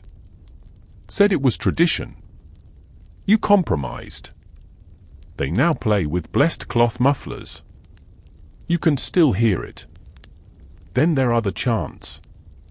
The temple of Bastet recites protective hymns from dusk until sunrise. Beautiful, sure. But after the 7th repetition of "O glorious purring mother of the cosmos," you start to wish for a little silence. Or a god who sleeps in.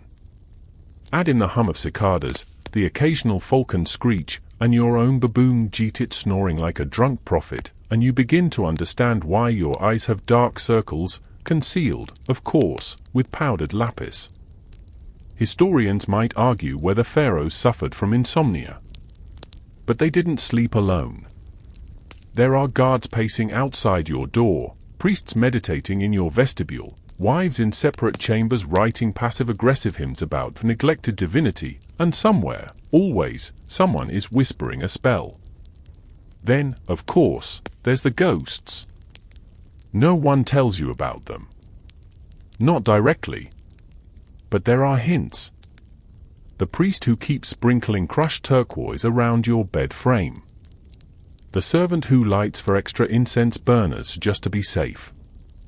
The scribe who casually mentions, "Your grandfather's spirit visited the laundry room again last night. Wanted a warm robe." You start to notice the cold spots. The way your mirror fogs when there's no heat. The flicker of shadows in rooms with no torches. One night, while half asleep, you feel something press gently against your chest. Not painful. Just present. You open your eyes. Nothing there. Jeetit is staring at the ceiling like it owes him money. You begin sleeping with an amulet under your tongue. It tastes like copper and panic. And then there are the dreams. Some nights, you walk endlessly through your own tomb, unfinished, echoing, silent. Other times, you see yourself from above, lying in bed, while rows of statues watch and whisper things you can't quite hear. Once, you dream of a man in a mask of gold. You think it's Osiris. You bow.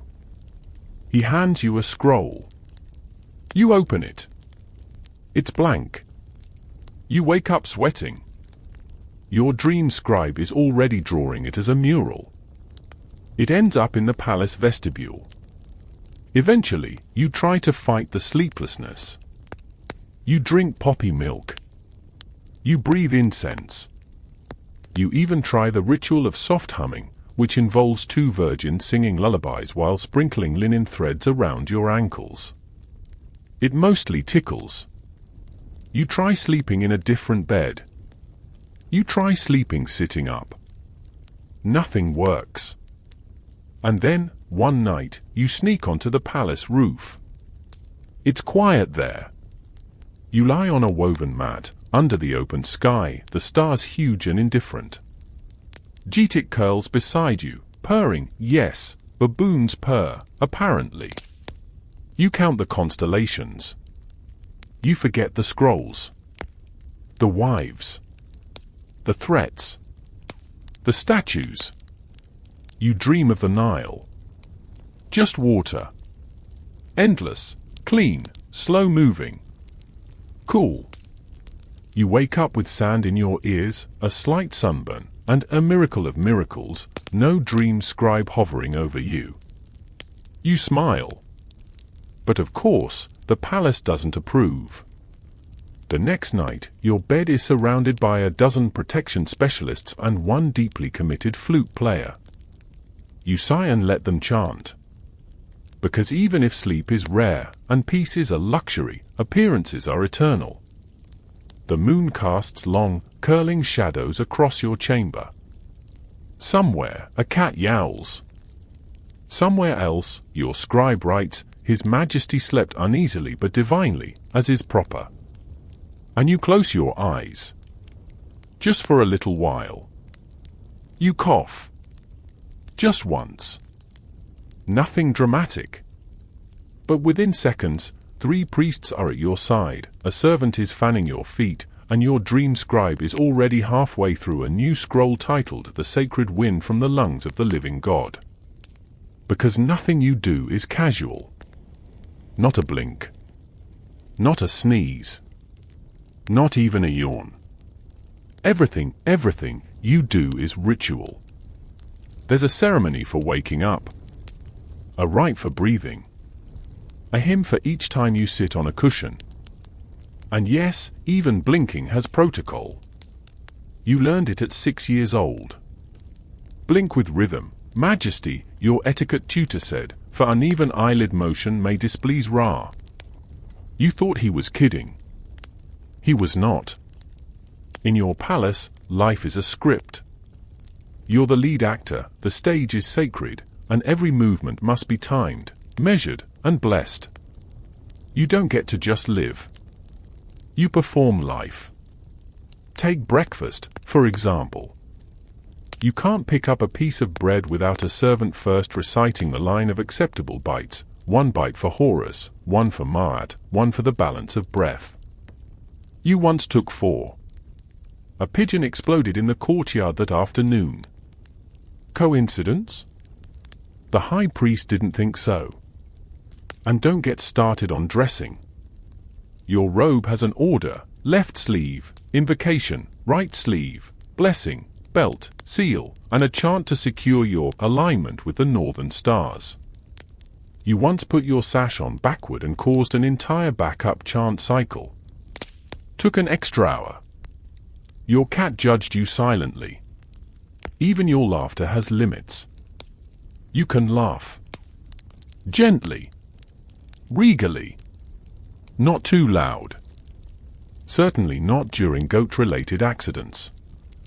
Last week, when a servant tripped carrying a tray of sacred oils, you giggled. A small giggle. That night, 5 goats were sacrificed to restore the dignity of the court. The smell lingered for days. But the most exhausting part? You can't even talk normally. Every word you speak is recorded, weighed, sometimes analyzed by a council of scribes to determine its deeper symbolic meaning. You once asked for more honey in your barley cakes. The next day, the Temple of Happy launched a 3-week festival of golden sweetness because your sentence could be interpreted as the gods demand richer offerings. Historians still debate whether pharaohs actually believed in all these rituals or simply went along with them to maintain the illusion of divine perfection. But you've lived them. You've recited the hymn of proper stepping for temple corridors. You've memorized the prayer of the slightly tilted vase. You've endured the festival of 27 lamps, which is basically just you trying not to blink as 27 people carry candles in slow circles around your bed. And heaven help you if something changes. One morning, a temple scribe forgets to burn myrrh before you touch your writing palette. No big deal, right? Wrong. Within the hour, the entire courtyard is drenched in oil and smoke. Everyone's chanting. You're not allowed to speak until order is restored. You mime hunger. A priest mistakes the gesture and begins chanting that spell of mouth healing. You get mint paste smeared on your lips. Which brings us to royal hygiene. You don't just brush your teeth. You cleanse the path of truth. Your brush is a twig soaked in clove and frankincense. Before brushing, you must chant, "Let my breath be pure as Ra's golden light." You tried to skip it once. You bit your tongue. A goose exploded that day. Again, probably coincidence. Your bodily functions? All sacred. Yes, even that. You don't go to the toilet. You purify the vessel of divine nourishment. There's a ritual. A scroll. A perfume spritz. You even have a dedicated attendant of necessary shadows, whose only job is to prepare the area and ward off digestive curses. His nickname? The Poo Priest. Never to his face. You once had a cold. Simple congestion. They brought you a steaming pot of juniper water, 3 sacred hawk feathers, and a scroll titled The Rebalancing of the Divine Nostrils. You snorted and got slapped with a palm frond for disrespect. You'd kill for a regular sneeze. A messy one. Just once. And yet, this is your life. It's so constant, so mechanical, that you start to predict it. You know which prayer comes after sandal blessing. You can chant the praising of the left elbow backwards. You dream in ritual structure. But sometimes you break the rules. Just a little. You skip the blink count. You hum a vulgar song under your breath during the ceremony of grain stacking. Once, in a moment of rebellion, you fake a limp and make the palace believe that south wind is angry. You're given an emergency foot massage, 3 figs, and a day off. It's not all bad. Some rituals are comforting. Like the blessing of stillness, where you sit in silence as the priests wave slow-burning incense over your knees. Or the circle of echoes, where you lie beneath a copper dome and listen to your own breathing bounce off the walls. You feel small, but real. That night, while the palace settles and the scribes go to sleep, in shifts, of course, someone must always be ready to document your dreams. You lie in bed and blink, slowly, unritualistically. No chants. No incense. Just you. In the dark. Being human. And for a moment, that's sacred enough. You stand at the edge of the desert plateau, the wind tossing your royal cloak like it's trying to tell you a secret. In front of you looms a pyramid. Not your pyramid, those are so last dynasty. This one was built over 100 years ago by your great-great somebody, who, according to temple scrolls, defeated time with stone. You nod solemnly, say something vague like "May his shade rest in glory," and then turn to your architect and whisper, "So how much gold can we repurpose?" Because here's the uncomfortable truth they don't inscribe on temple walls: you did not build the pyramids. And that's awkward. Very awkward. Especially when everyone expects you to smile proudly during the procession of pharaohs who knew geometry. The public believes you're the pinnacle of all civilization, a master of time, balance, and incredibly steep triangles. Which is hilarious, because just last week you needed help tying your sandals. Still, you play along. Your sculptors chisel your likeness next to a pyramid that predates your grandfather. Your scribes write poems implying that you personally carried the cornerstone up the hill using nothing but divine breath. At festivals, people throw flowers and chant, "He who rises higher than Khufu," and you nod like, "Yes, I absolutely did that on purpose." It's all image. All power. And nothing says power like claiming someone else's limestone as your legacy. You visit pyramids the way nobles visit summer villas. You inspect them, pose in front of them, occasionally climb partway up before realizing that gold sandals are a terrible idea for hiking. One time, you slipped and invented a new deity just to explain the fall. That was Wepawet, god of slopes. Totally planned. But you're not content with admiration. You want to outshine them. So, you do what all great rulers do when they realize they're running out of time and material: you get creative. You order the construction of a grand temple instead. More practical. Easier to decorate. Less inclined to crack in heat. You commission murals, obelisks, and a facade that catches sunrise so perfectly it makes your statue's chin glow. Still, you can't resist a little pyramid theft. The workers call it material relocation. You call it ancestral generosity. Entire slabs are pulled from half-buried structures, old monuments half-swallowed by sand and time. They're cleaned, polished, recarved. The names of past pharaohs are scrubbed off. Yours takes their place. It's called usurpation. Or, in more polite terms, divine inheritance. Historians still argue whether this practice was desperation or design. But in your case, it's both. Why quarry fresh stone when the dead are already so generously stacked? Besides, you're not stealing. You're preserving. You even hold a blessing over the donated blocks. A priest declares, "Let this stone forget its past name and rejoice in its new one." You feel generous. You give it a snack offering of dates. One time, a block from the pyramid of Sneferu cracks mid-relocation. A bad omen, apparently. The workers panic. You order a sandstorm ritual and rename the block the stone that defied and then obeyed. It becomes the cornerstone of your northern shrine. And then there are the stories. Some say you discovered a secret chamber beneath an old pyramid. That it was filled with gold, scrolls, and the mummified finger of a forgotten queen. Others say you met her ghost. That she whispered prophecies in exchange for a second burial. That night, you couldn't sleep. The scent of old perfume clung to your sheets. Of course, not all pyramid stories are yours. You hear tales of rival kings across the sea building towers taller than ours. You send a spy disguised as a potter. He returns with a sketch of what turns out to be an unusually tall warehouse. Still, it keeps you up for a week. You respond by adding another chamber to your tomb. It's pointless. It won't be finished in time.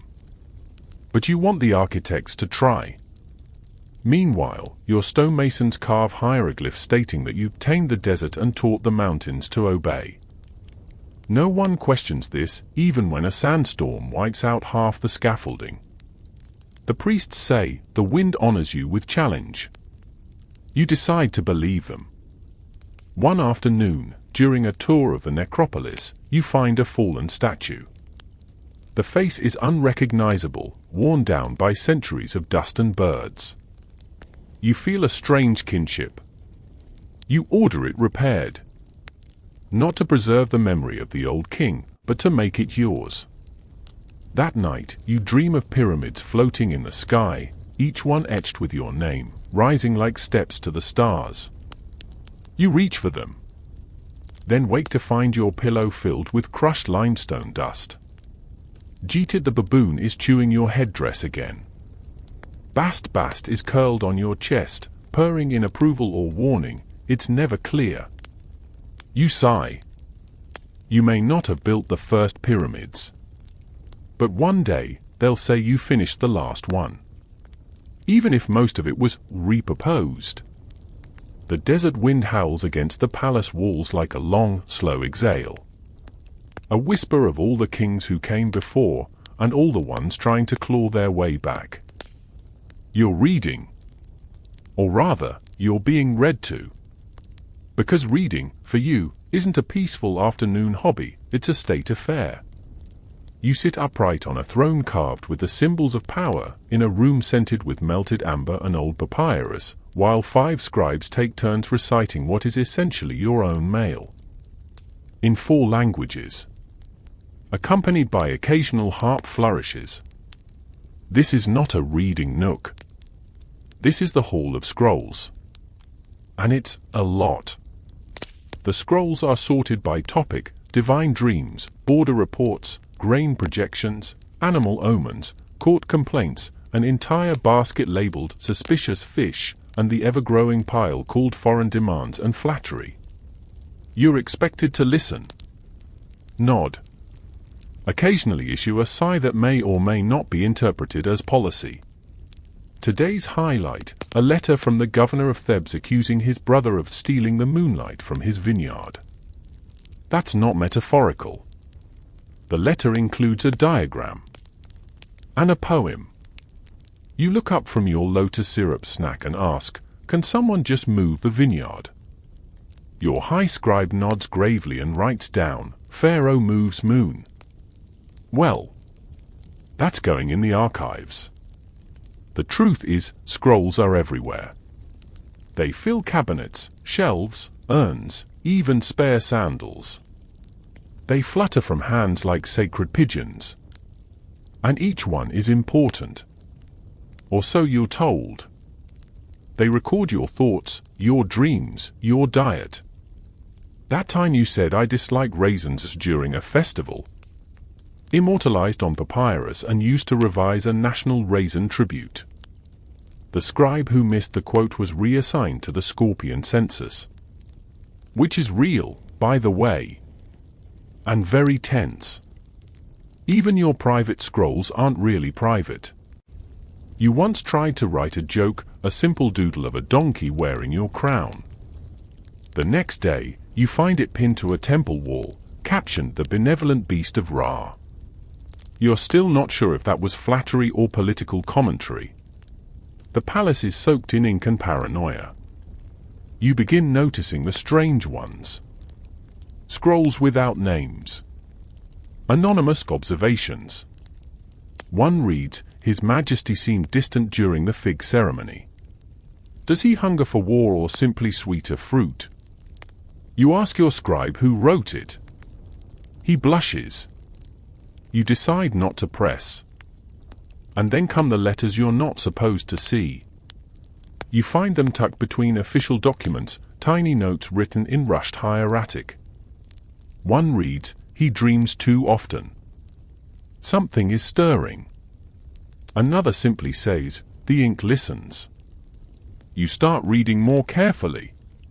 Your scribe Pentawerit, good memory, excellent penmanship, grows quiet around certain scrolls.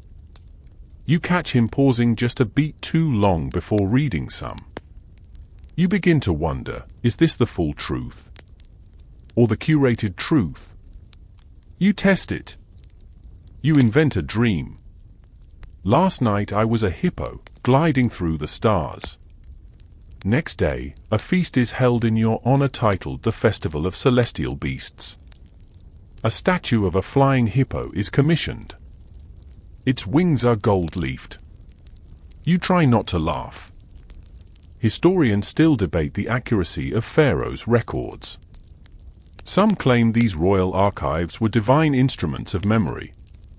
Others say they were propaganda machines disguised as paperwork. You suspect it's both. Because these scrolls? They don't just record history. They create it. If you say you defeated an army with a glare, and it's written down by enough scribes, people believe it. And if enough people believe it, well, maybe it becomes true. So now, you edit. You start writing your own scrolls. Small ones. Slipped quietly into the archives. You describe yourself walking among the common people, curing diseases with a glance, feeding villages with a single fig. You sign them with a symbol no one else uses, a tiny feather above a wave. You wonder if future generations will read them. One night, during a storm, a courier arrives with a sealed scroll. It's not wrapped in linen or wax. It's bound with hair. Human hair. Your guards look uncomfortable. You open it. The writing is jagged, erratic. It warns of black rain, of voices in the stone, of a shadow with your face whispering in the tomb that waits. It's unsigned. You ask where it came from. The courier vanishes before dawn. You sleep badly. The next morning, Pentawerit asks if you dreamed. You say nothing. He nods anyway. You begin keeping your own journal. Hidden. In code. You use drawings, falcons for good days, scorpions for bad. A single crocodile means do not read this aloud. Even Jeetit the baboon gets his own scroll now. He mostly doodles spirals and chewed fig remnants. Still, you file it next to your own under personal archives, restricted. You start to feel like the palace is a mouth, and the scrolls are its teeth, chewing up your life, grinding it into symbols and stories that may or may not be yours. But you keep reading. You keep writing. Because someday, someone might find a scroll that tells the truth. That says you weren't just divine. You were tired. Curious. Lonely. That even gods need someone to listen. The wind shifts through the open window, ruffling a stack of freshly dried scrolls. You close your eyes and imagine them flying away, floating out into the desert, scattered like seeds of memory. May they land somewhere soft. You're seated on your throne. It's a slow day, no omens, no diplomatic gifts, no suspicious figs, and you're just about to nod off when a messenger barrels into the hall, trips over a leopard skin cushion, and stammers the words every pharaoh both dreads and secretly loves. Someone misspelled your name on a public scroll. You sit up straight. This is a big deal. Your name isn't just a name, it's magic. Sacred. A living spell. It's been inscribed on temples, obelisks, sandals, perfume bottles, and once, quite tastefully, on a melon rind at the Festival of Divine Agriculture. So if someone gets it wrong, that's not a typo. That's treason. You demand to see the scroll. A royal scribe brings it forward, trembling. The error is minor, one misplaced feather glyph. Instead of reading strong as the sun of all realms, it now says something closer to soggy under the sun of most realms. You blink. Then you raise your hand. 22 scribes are immediately summoned. Not all of them are guilty, but that's not the point. One of them made the mistake. The others allowed it to exist. The courtyard is prepared. Now, to be clear, you're not a monster. You don't enjoy this part. But it's ritual. The scribes are lined up in 2 rows and given ceremonial palm fronds, yes, to punish themselves. They must strike their own shoulders 12 times while chanting your full 5-part name without error. If they miss a beat, the palace cat is trained to hiss. The whole court watches. Because this isn't just about spelling. This is about control. Power. Divine image. If your name can be misspelled, it can be unmade. And if it can be unmade, then what are you? Just another man in eyeliner with a fancy chair? You can't have that. Once the self-whipping concludes, you stand. With great solemnity, you declare, the mistake has been seen, the spell restored. Ma'at breathes again. Everyone cheers.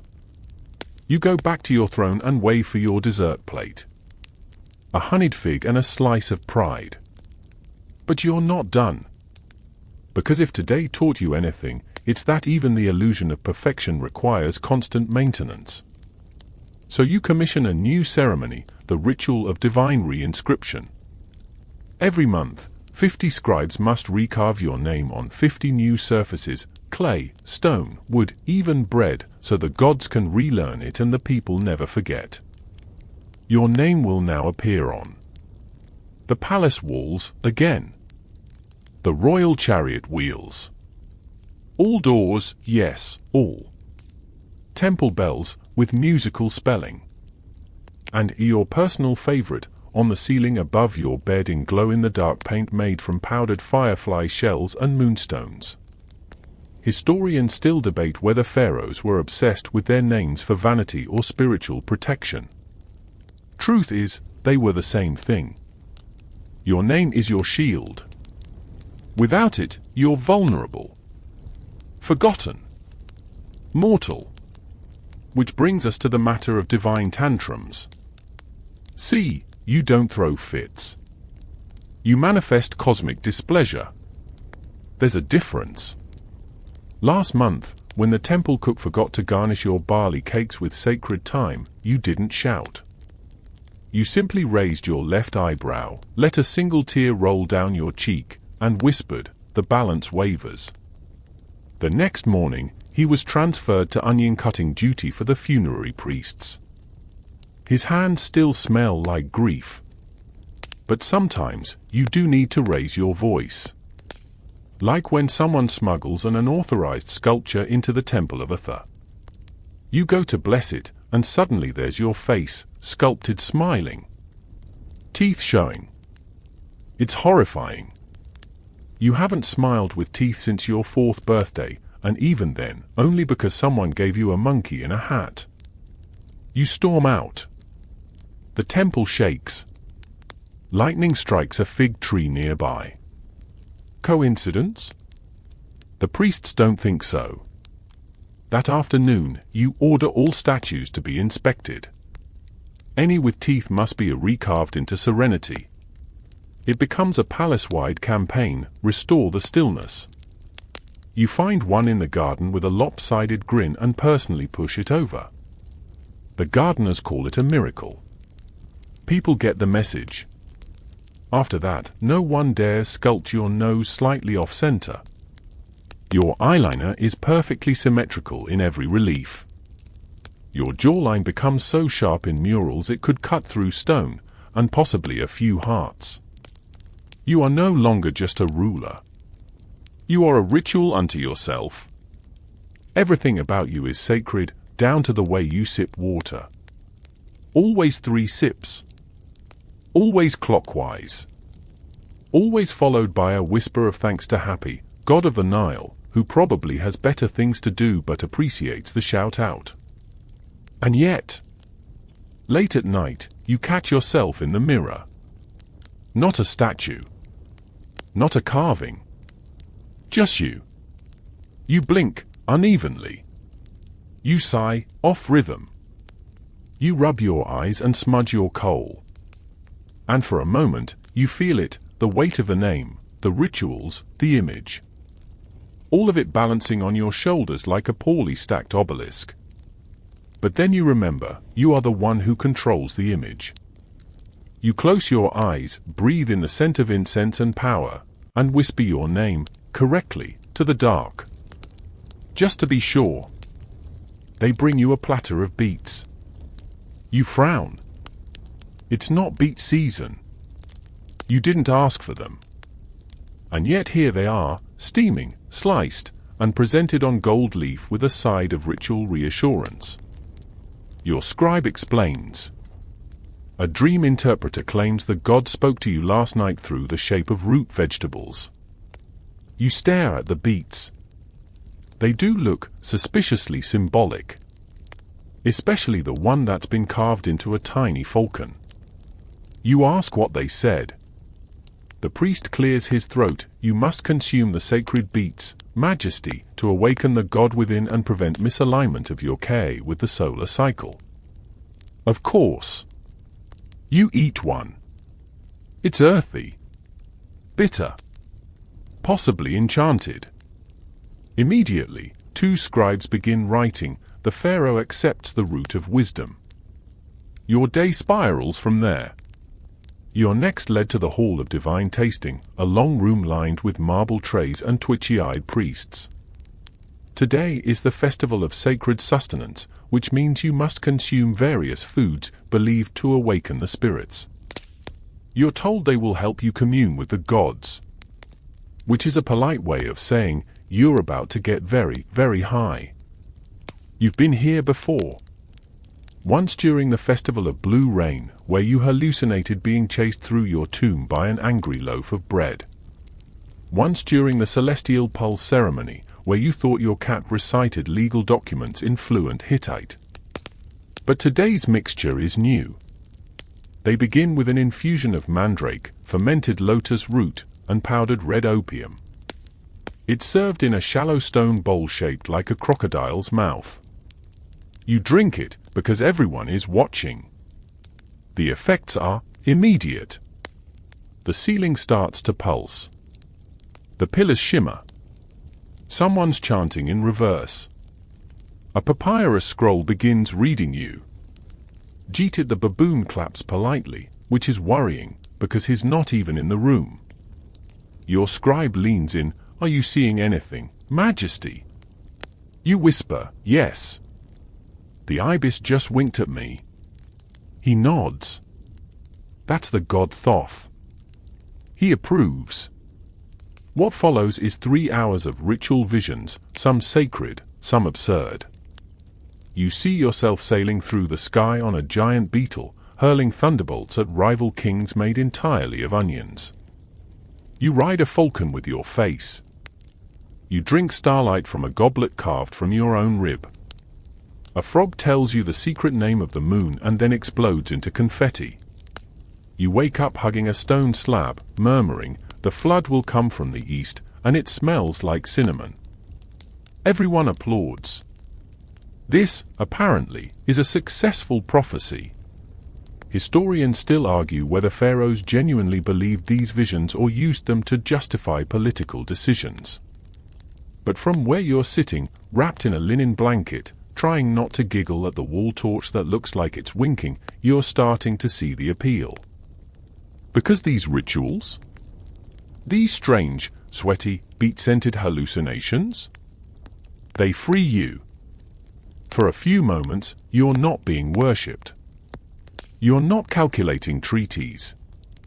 You're not watching your cousin try to poison the fig jam. You're floating. You're limitless. And when the effects fade, you return to yourself.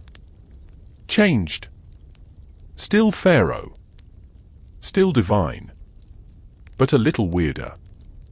A little wiser. After the ritual, the priests debrief you in hushed tones. They interpret your vision as a sign to plant more millet near the delta. You nod.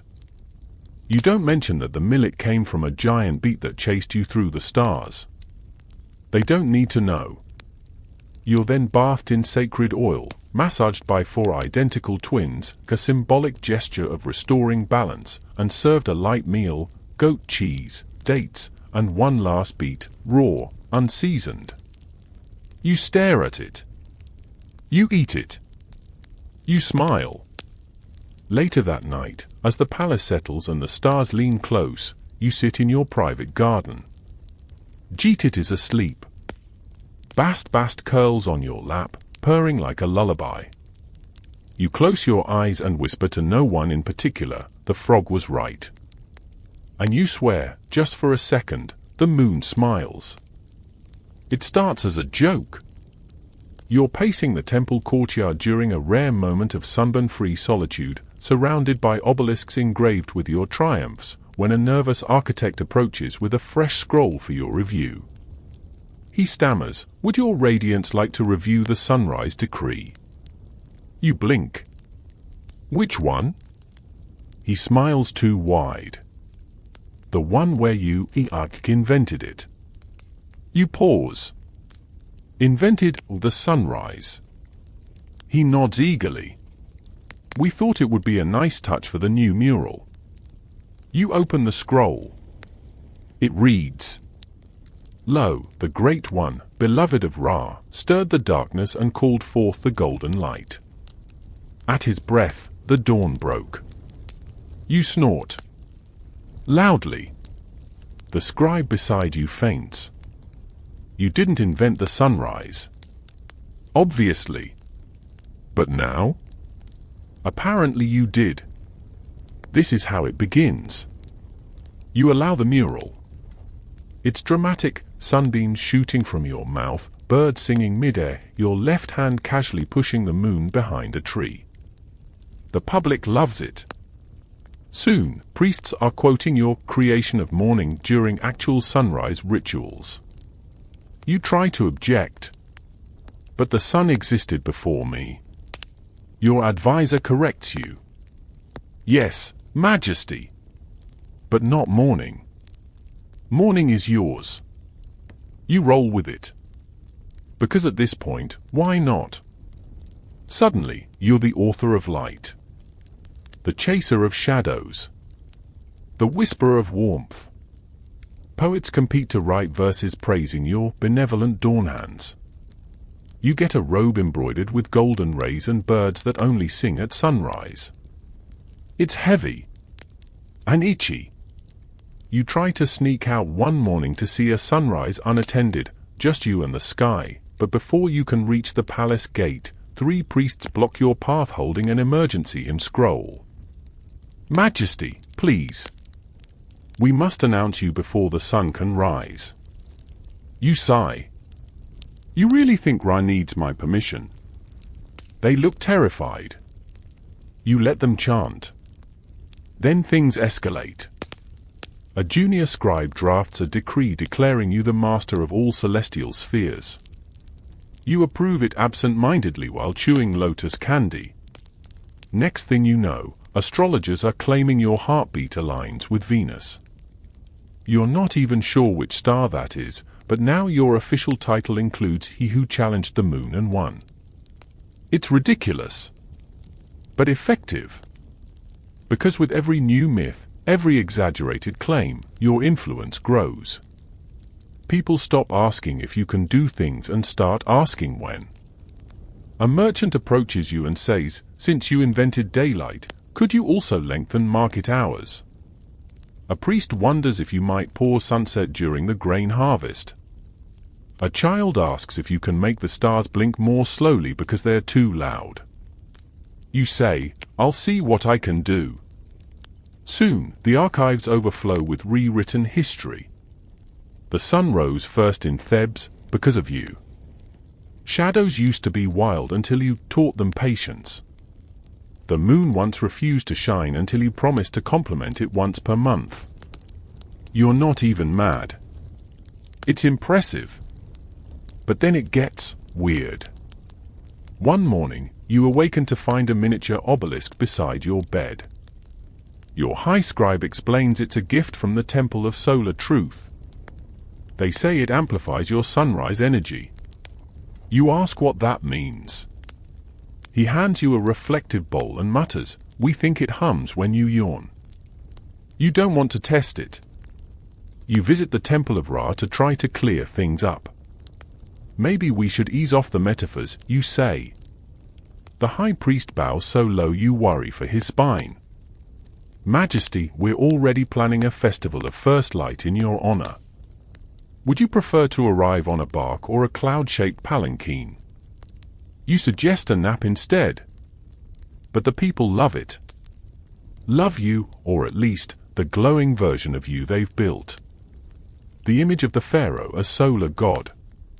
Bring them food, justice, miracles? Sure, that's good. But bring them mourning? That's divine. Historians still debate whether pharaohs truly claimed cosmic powers or whether it was all clever statecraft.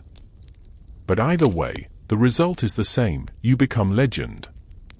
Your image is carved with rays extending from your fingers. Your sandals are inlaid with sunrise-colored stones. Your breath is said to glow. A baker even names a new honey bread after you, a dawn loaf. It sells out. Daily. And despite yourself, you begin to believe it. Not all the time. Not in the quiet moments. But when the sky blushes pink and the air fills with the smell of warming sand and incense. You feel it. Like maybe, just maybe, you did make the world a little brighter. You still sleep uneasily. But when you rise, the court rises with you. When you step into the temple courtyard and raise your arms, the sun crests the horizon and hundreds of people gasp. Even Geetic claps. You close your eyes and smile. Because whether or not you invented the sunrise, you're the only one who gets applause for it. There's a problem with your mummy. Not you, not yet. You're still quite alive, itchy, over-scented, slightly over-married, but very much breathing. The issue is with your funerary prototype. That's right, the trial version of your mummy. The practice run. You're 13, maybe 14, and already planning how to be dead correctly. The first time they show it to you, you don't know what to say. It's you. Your exact height, shape, and face. Carved in resin-coated linen, with painted eyes that follow you no matter where you stand. Your nose looks judgmental. You didn't approve that. The chief embalmer clears his throat. We call it the training wrap, Majesty. He gestures to an open sarcophagus beside it, already fitted with linen pillows and a tiny scroll cubby labeled A Heart Confessions. You blink. Then you say the only thing that comes to mind: why are the feet crossed? He answers, it makes the wrapping easier. You nod solemnly, pretending that makes sense. This is all part of the Early Preservation Initiative, a new ritual ordered by your mother, Her Radiance, the Dowager Queen of Eternal Council. She's worried you're growing too fast and dying too slowly. Whatever that means. And so, every week, a new servant is assigned to what the court calls the Royal Mortality Project. Their job? Practice mummification. Not on you, of course. On stand-ins. Like clay statues. Animal carcasses. Sometimes servants. Yes. That's the disturbing part. You overhear whispers in the embalming chamber. One scribe mutters, the last one was still twitching.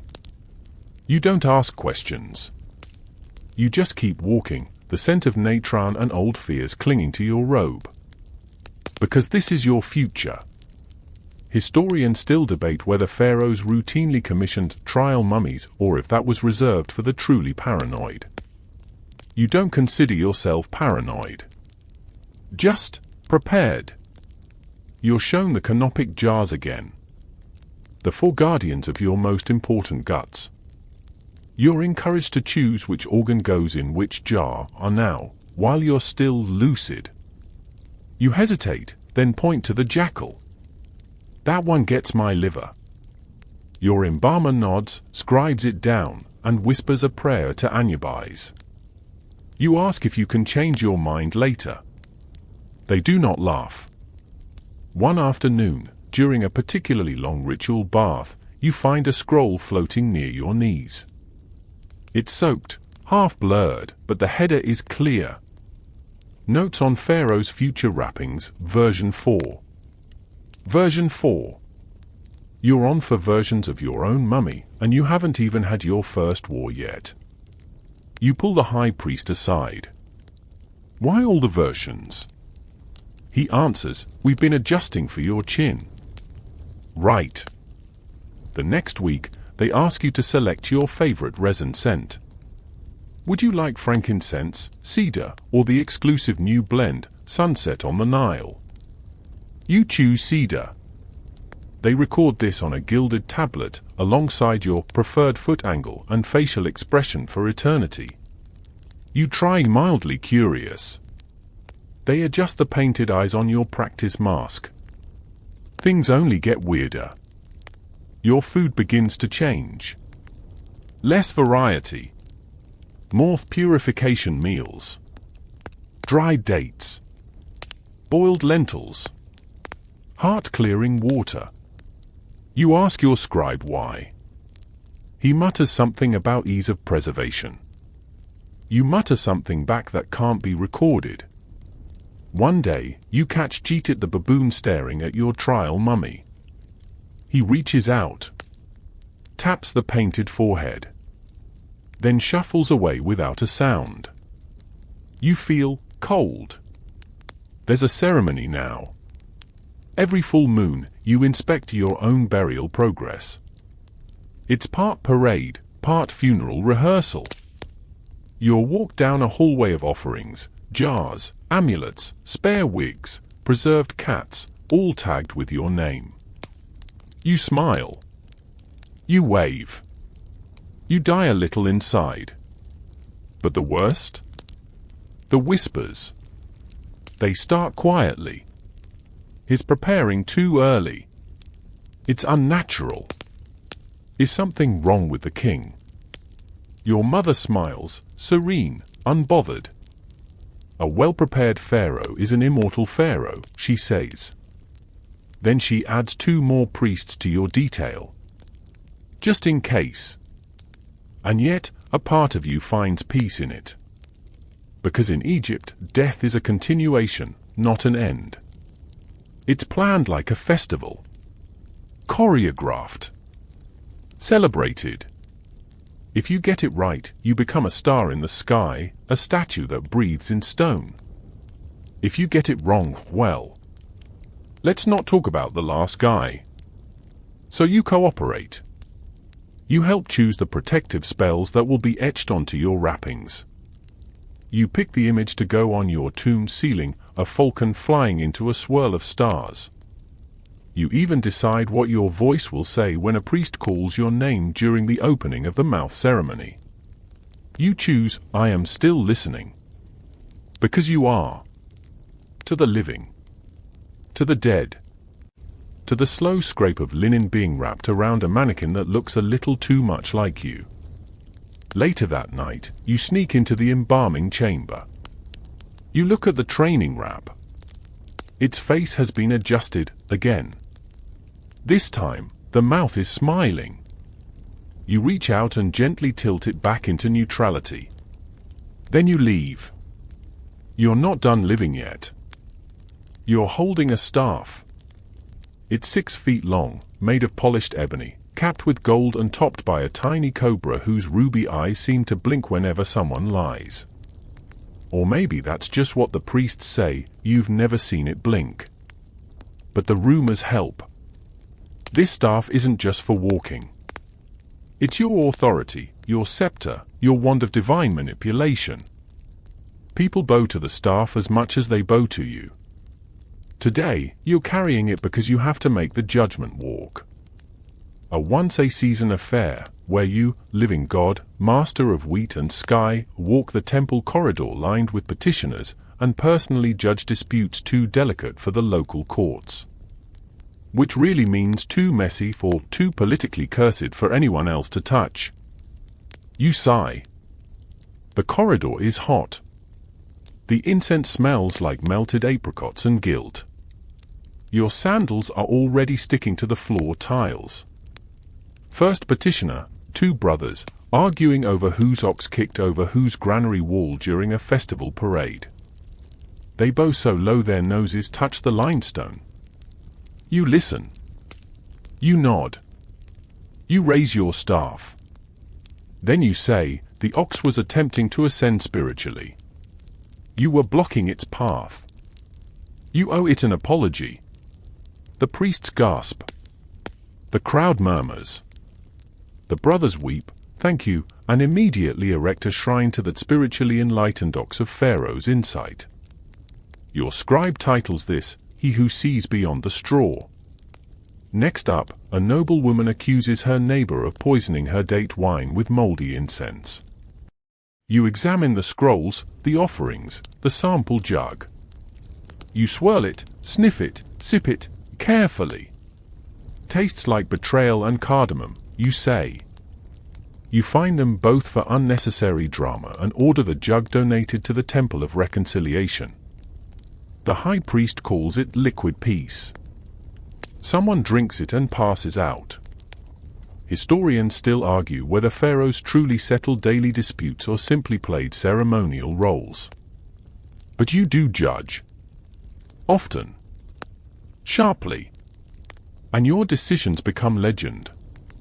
Once, you ruled that a man who claimed his goat could speak must teach it sacred hymns. When the goat predictably failed, you declared it a mute prophet and gave it a collar of honor. Tourists still visit its statue. Another time, two priests argued over whether a constellation resembled the tail of a lion or the belly of a falcon. You solved it by declaring both wrong. It is the thumb of the sky. A temple was built in its name. You begin to see your rulings not as justice, but as storycraft. You're not just fixing problems. You're shaping mythology. And people love it. They quote you in songs.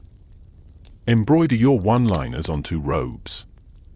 One particularly creative merchant begins selling tiny versions of your staff labeled the Little Judgment. Children poke each other with them during festivals. But the weight of it grows. Because now, every word you speak is weighed like a spell. If you say, the wind whispers truth, someone somewhere builds a wind oracle. If you say, this melon is suspicious, entire market stalls are purged. One evening, exhausted, you mutter, even Pharaoh needs a break. The next morning, the court presents you with a stone bench labeled Seat of Restful Rule. It's immediately surrounded by 25 kneeling dancers who vow to nap every afternoon in your name. It's flattering, but also terrifying. Because the more your judgments are deified, the harder it becomes to just say things. Your casual thoughts are now rituals. Your moods are seen as prophecies. You start practicing neutral face. You say vague things like, the Nile is as it should be, which means nothing and everything. Your advisors applaud. Your scribe titles it, the Balance Proclamation. And yet, sometimes, your judgments still carry heart. A girl once approached you, cradling a broken doll. She claimed a spirit knocked it from her arms. Her father laughed.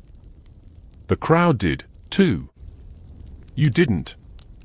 You picked up the doll. You held it. Then you whispered, the spirit is forgiven. But it must now guard her dreams. You returned it, blessed. She kissed your sandals. Her father wept. Years later, you see her again, grown, robed in white, a novice priestess. She places a fresh doll at the temple steps. Because sometimes, judgment isn't about punishment. It's about meaning. That night, you sit in your garden with Bast on your lap and Jeetit chewing quietly on a scroll he wasn't supposed to read. You look up at the stars and imagine what they'll say about you. He ruled with cleverness. He judged with flair. He once declared a melon possessed and nobody questioned him. You chuckle. Then you whisper to no one, let the thumb of the sky guide me. And just like that, a new proverb is born. You're deep in the bowels of the palace. Not metaphorically, literally. Below the gardens, under the treasury, past the chamber where the perfume mixers nearly blinded a priest last week with a sandalwood explosion. Here lies one of the strangest, most closely guarded areas in the entire kingdom. The Room of Living Gods. You were not supposed to find it this early.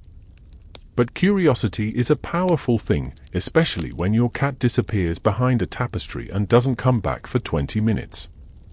So, naturally, you follow. Through dust, through whispers, through an unnaturally cold hallway with walls covered in symbols that don't appear in any temple scrolls. Then the doors open. It's quiet. Air heavy like thick velvet.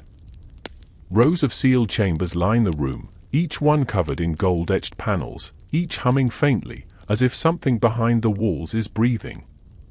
Your high priest rushes to your side, out of breath and clearly panicked. Majesty, this chamber is sacred. We must perform rites before. You hold up a hand. Tell me what this place is. He hesitates. Then bows.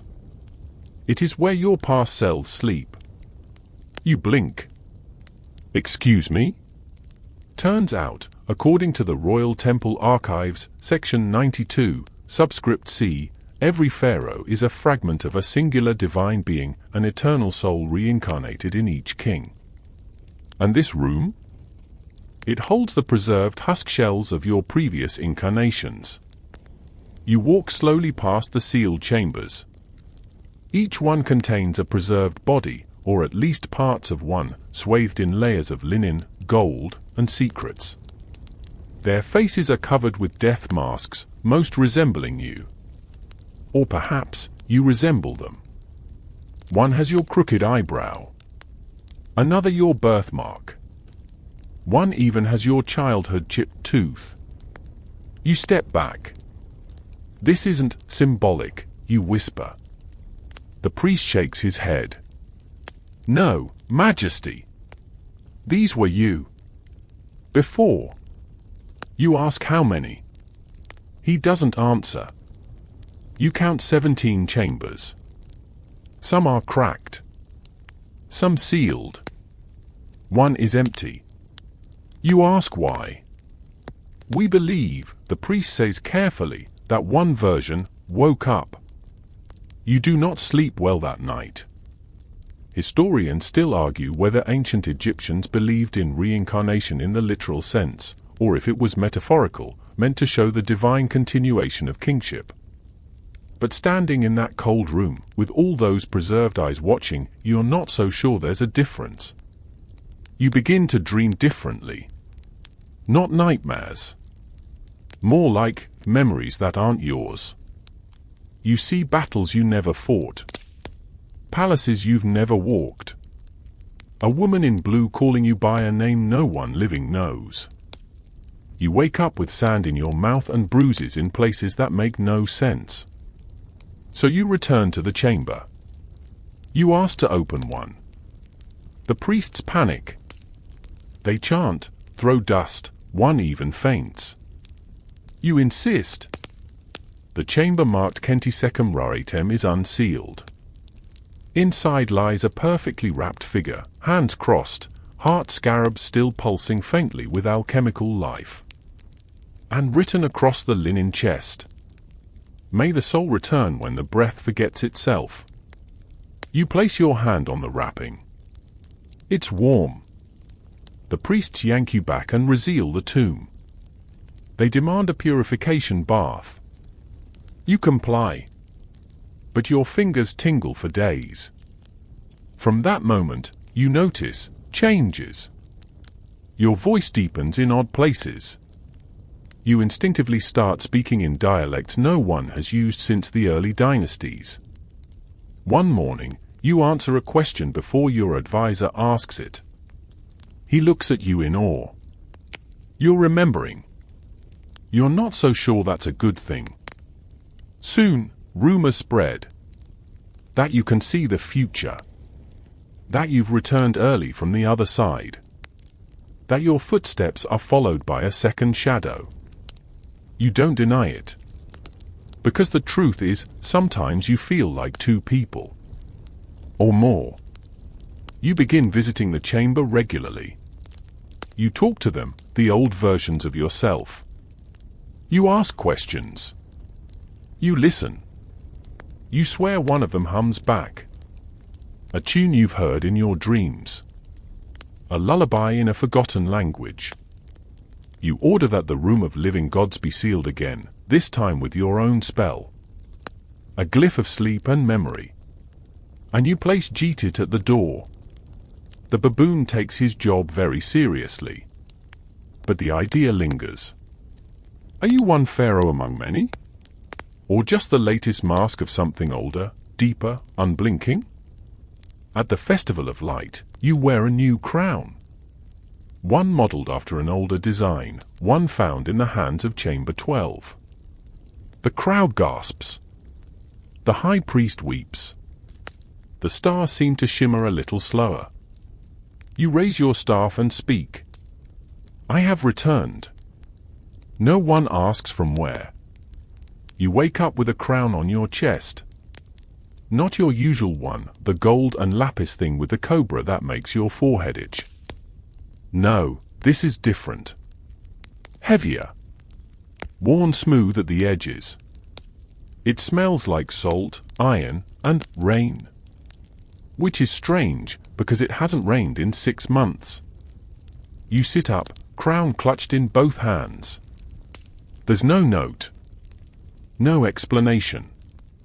Just that eerie sense that someone, or something, left it for you. Jeetit the baboon is perched nearby, unbothered. Bast is under the bed, refusing to come out. You call for your high priest.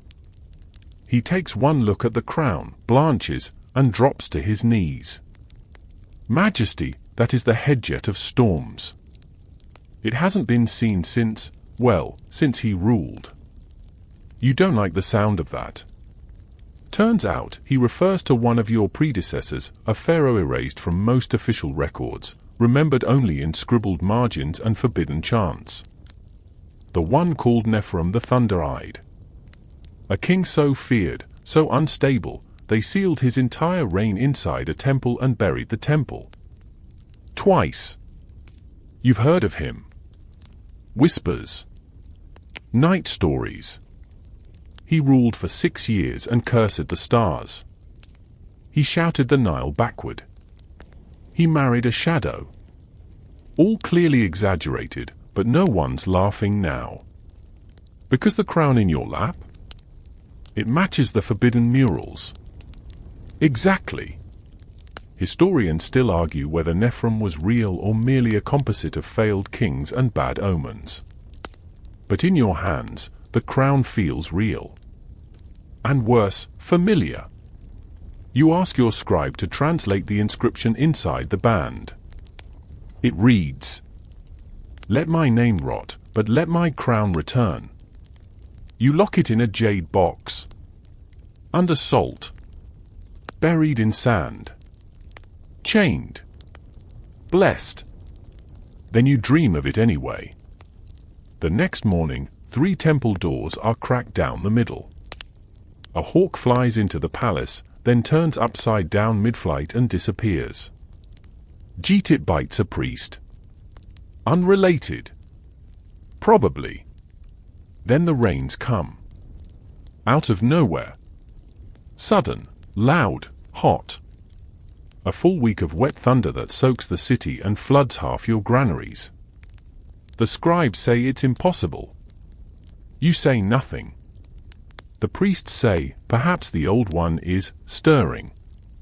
You order every mural of Nephilim quietly sanded. You keep the crown closer. Not to wear it, never that, but to watch it. Because now, you can't stop hearing it. At night. Humming. Whispering. Saying your name in a voice too low for human lungs. One afternoon, you hold it again. Just for a moment.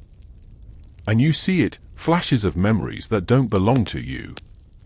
A sky turned gold with fire.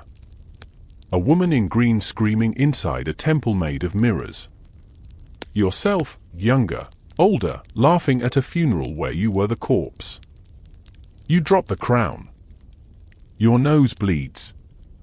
Jeetit hisses. You start to change. Nothing dramatic. But you speak less. You stare at storms too long. Your judgments become cryptic. Let the sand argue with the rain, you say once, and your advisors spend 2 weeks trying to turn it into policy. People start leaving offerings to the crown. Small ones at first, petals, coins, prayers. Then stranger things, black feathers, teeth, even a scroll that simply reads, "We remember." You move the crown to the deepest chamber in the palace. You surround it with guards, amulets, one screaming statue for security, and Jeetit, who now refuses to look at it but won't leave its side either. And then comes the storm festival. You're expected to bless the crops, speak to the sky, and ask for less lightning this season. But as you raise your hands, clouds gather unnaturally fast. Thunder cracks before you speak. The people fall silent. You feel something rise in your throat, not words. Something heavier. Older. You swallow it. Smile. Whisper the blessing. Rain pours and stops instantly. The crowd cheers. A priest faints. The skies remain, watching. That night, you dream of the room of living gods again. This time, one of the chambers is open. The figure inside is gone. The wrappings are still there. So is the scent of wet stone. You wake up with your pillow soaked. No rain. Just dampness. You return to the chamber. The crown is missing. Jeetit points to the ceiling. You look up. It's there. Perched above your bed. Balanced on a beam. As if it climbed there. On its own. You don't touch it. You bow. Just slightly. Because whether or not Nephrim is real, whether or not the crown is cursed or sacred or both, you know this much now. Some crowns don't wait to be worn. They choose. You sit atop a throne made of questions. Not literally, of course, though that would be a fun conversation starter at the next temple feast. But metaphorically? Absolutely. Because every day now, it seems like someone new is coming to you not with petitions, or tribute, or even marriage proposals, mercifully, but with a single phrase. Majesty, we need answers.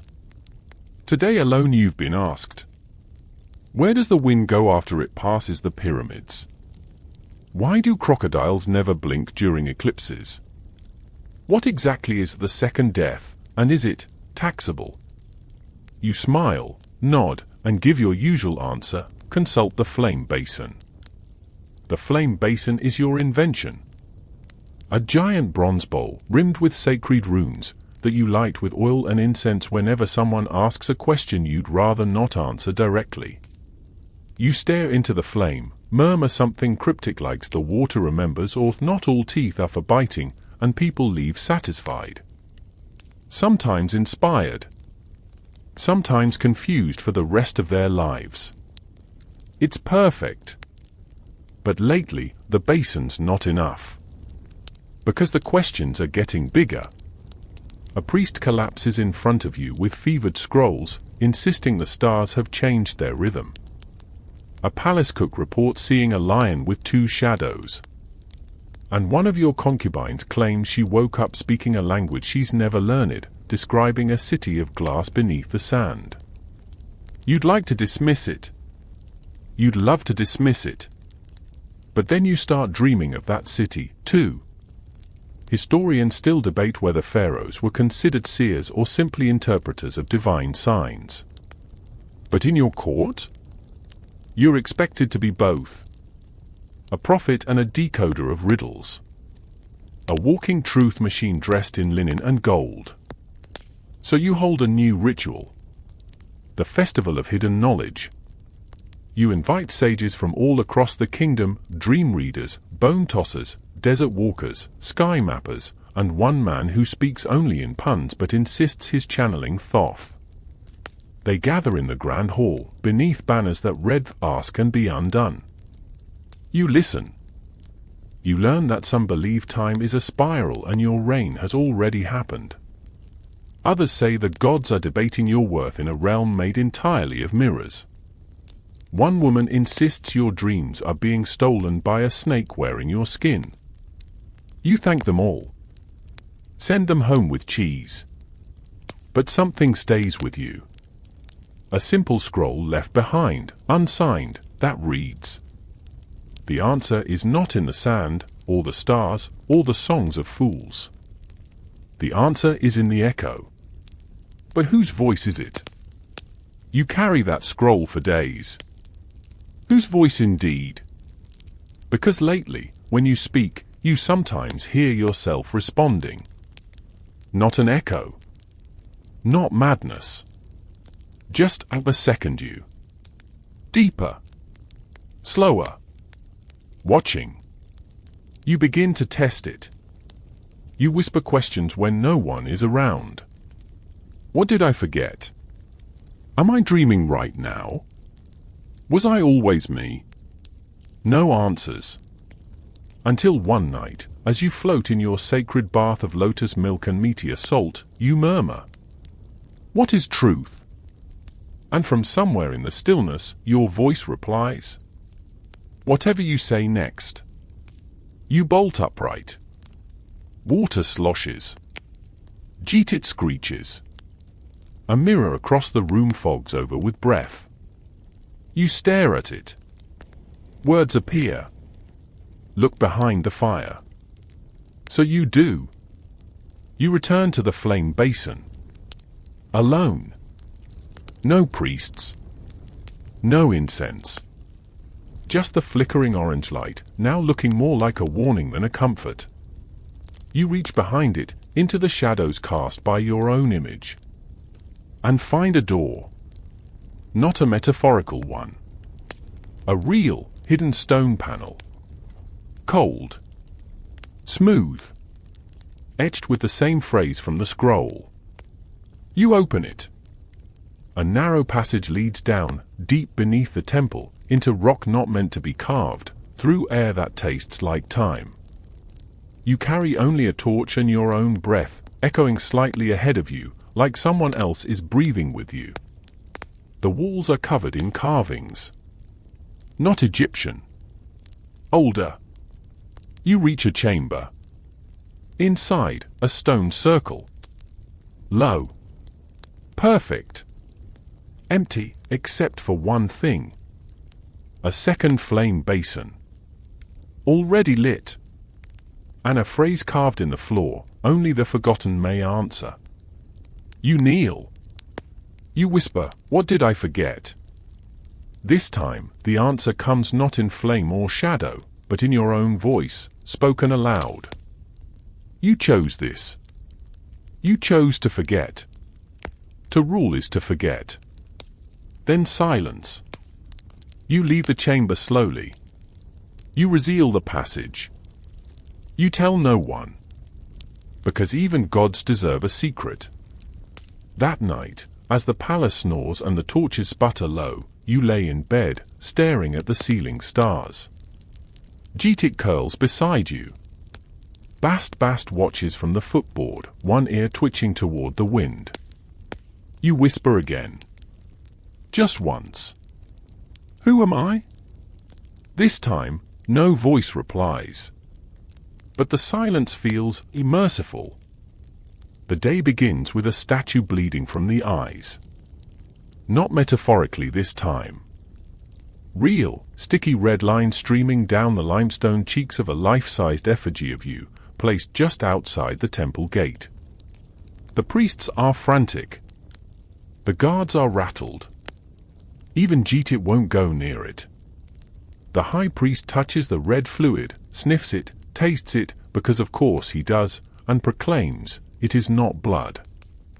It is pomegranate syrup. There is a pause. Then he adds, but the symbolism is upsetting. You don't disagree. Because this isn't the first strange omen this week. It's just the most theatrical.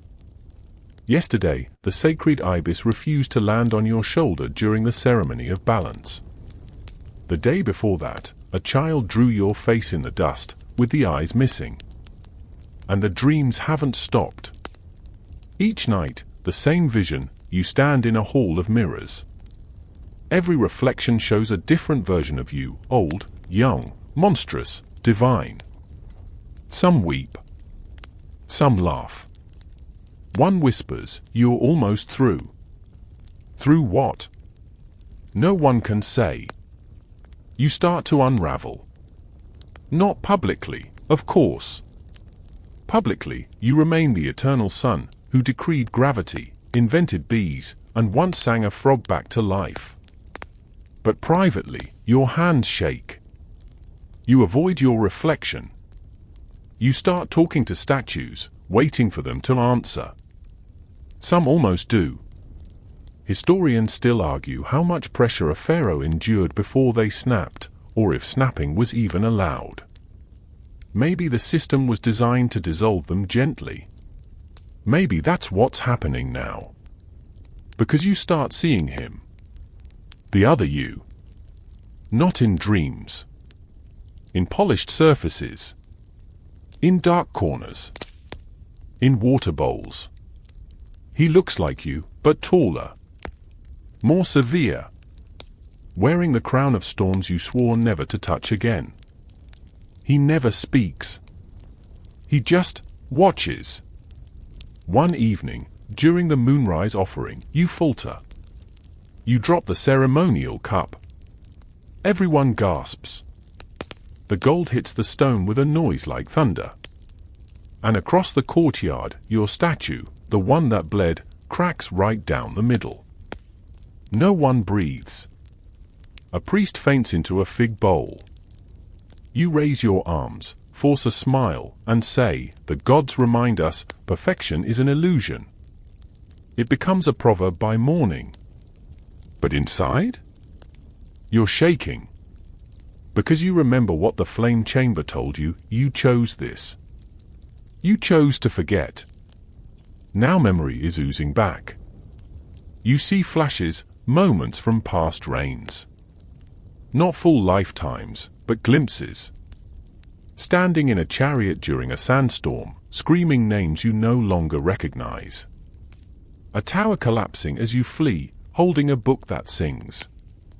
A stone gate opening into a desert of stars.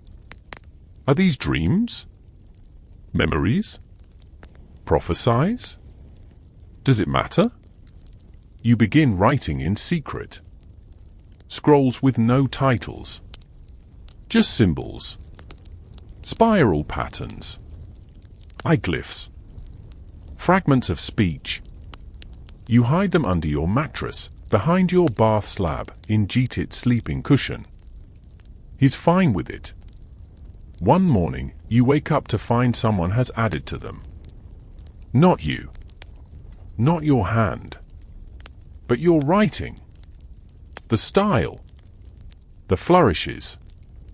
A line reads, "You were closer in the third life. Do not doubt the sky wound." You don't know what it means. But your shoulder aches suddenly, exactly where the line of the sky wound might be. You check in the mirror. There's a small mark. Crescent-shaped. New. You laugh. A little too loudly. Your advisors begin suggesting rest days. The physicians bring you mood-balancing herbs. A priest offers to perform a ceremony of grounding that involves beat paste and awkward chanting. You agree to it.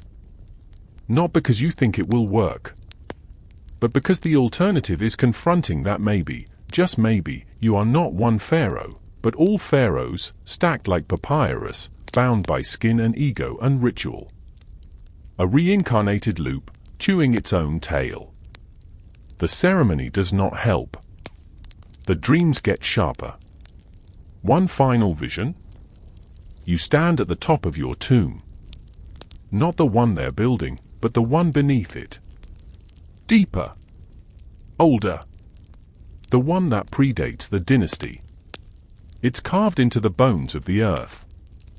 And waiting for you there is yourself. Crowned. Smiling. Hands outstretched. You wake up with your arms raised the same way. The palace is quiet. Jeetit is gone. Bast stares at the doorway like something just left. And on the floor, a new scroll. The mirror breaks soon. You pick it up.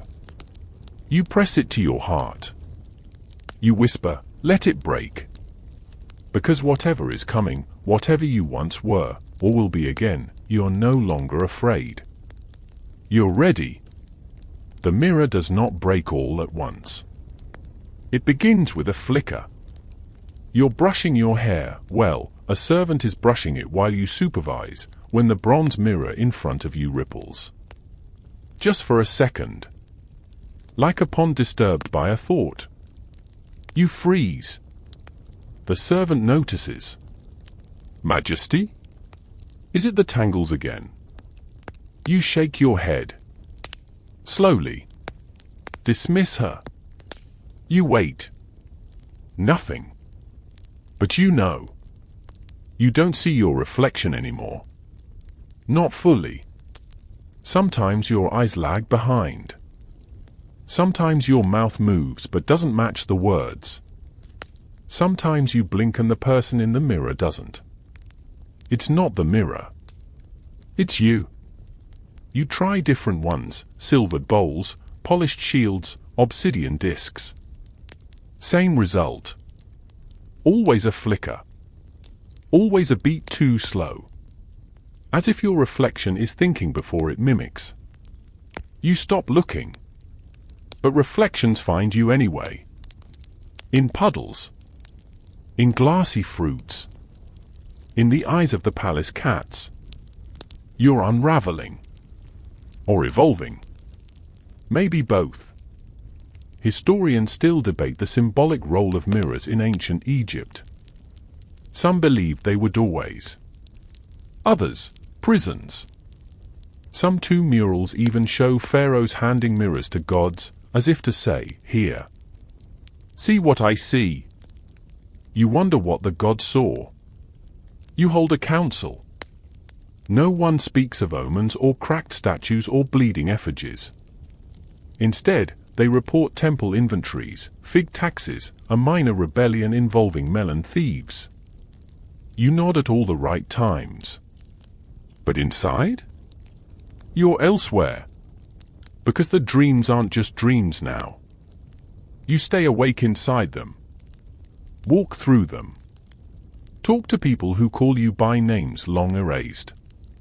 In one, a boy with gold-painted eyes says, you built the city under the sand, then asked to forget it. In another, a voice behind you whispers, you were never a king. You were a vessel. But worst of all is the dream where you're still dreaming. Where you sit on a throne, holding a mirror, watching a version of yourself pace, muttering, aging, forgetting, and you do nothing. Just observe. Patient. Cold. You wake up sobbing. Your scribe finds you at dawn, writing into the dirt with your fingertip, spiral shapes, upside-down unks, a name no one can pronounce.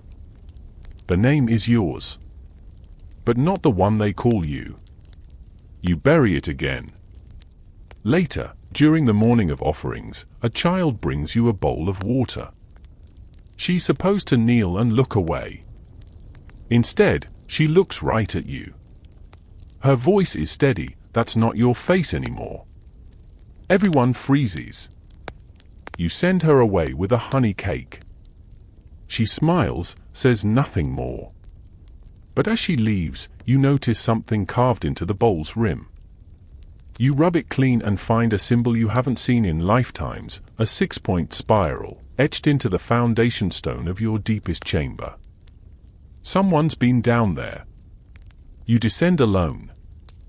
Jeetit protests, clinging to your leg.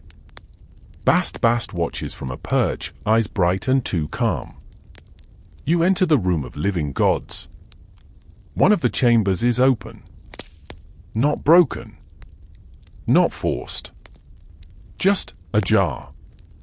The linens inside are undisturbed. But the mask is missing. And the wall behind it? Polished smooth. Like a mirror. You approach. Your reflection stares back. And then it speaks. Not aloud. Not with words. Just into you. You asked for the forgetting. You demanded the crown. You're almost done.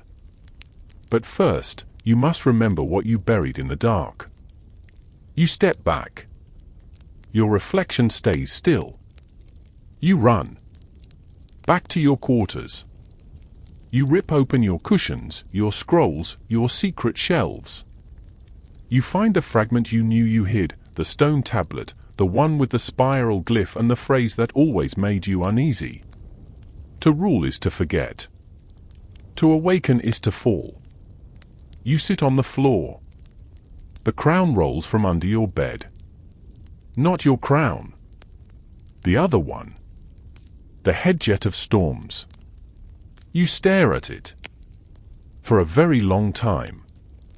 Then, with trembling hands, you lift it. You do not put it on. You simply hold it up to your face, like a mirror. And for the first time in this life, in any life, your reflection smiles back first. The palace is too quiet. No chanting. No drums. No ritual splashing of water. Just wind. Dry, thin, and curling around pillars like it's searching for someone. You're standing in the grand hall. Alone. Except you're not. Because they're here now. All of them. The past pharaohs. Not the wrapped bodies or the statues, them. Their selves. You can't see their faces clearly. They shimmer in and out. But you feel them. Standing behind columns. Sitting in empty chairs. Watching. Waiting. You breathe in. It's time. You take the headjet of storms in both hands. Slowly, deliberately, you lower it toward your brow. The palace tilts. The wind roars. You stop. One more moment. Because once you wear it, truly wear it, there's no turning back. You won't just remember. You'll become the culmination. All pharaohs. All lifetimes. All the madness and miracles braided into a single soul wrapped in linen and flame.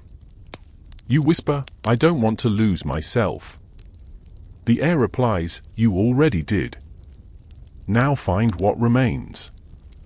So you put it on. It's cold. Then burning. Then weightless. And then you are them. You're a boy crying at his coronation. A woman who ruled dressed as a man. A warrior who shouted down gods. A mad king who cursed the desert. A laughing child who believed the Nile sang to him at night. You're all of them. And still you. You stagger back. Catch yourself on the throne. But the throne is no longer a seat. It's a bridge. A pulse of energy hums beneath your fingers, whispering truths you were never meant to hold alone. The palace sees you now. Mirrors melt into water. Statues weep ash. Scrolls unravel and rearrange into shapes, new glyphs, old names. The entire structure trembles, not from fear, but recognition. You are not king. You are echo. You are the echo of every breath that built this place. Jeetit bursts in. Stops short. Looks up at you wide-eyed, ears flat. Then, slowly, bows. His tiny hands pressed together in prayer. Even he remembers. Outside, thunder rumbles, not above, but below. The ground groans. The Nile swells, suddenly, unnaturally. Crops bloom. Then wilt. Then bloom again. Time skips like a scratched scroll. You're too much for this world now. And the people know. They gather outside the temple walls. Thousands. No trumpet called them. No decree. They just felt it. Their Pharaoh has become something else. You step outside. Your presence ripples. Some people cry. Some faint. Some just kneel. A child looks up at you and says, "You're not ours anymore, are you?" You shake your head. Because it's true. You've become something older than lineage, older than name. A vessel for continuity. A living archive in goldskin and star blood. You speak. Your voice carries like it's stitched into the wind. I remember now. All of it. And then?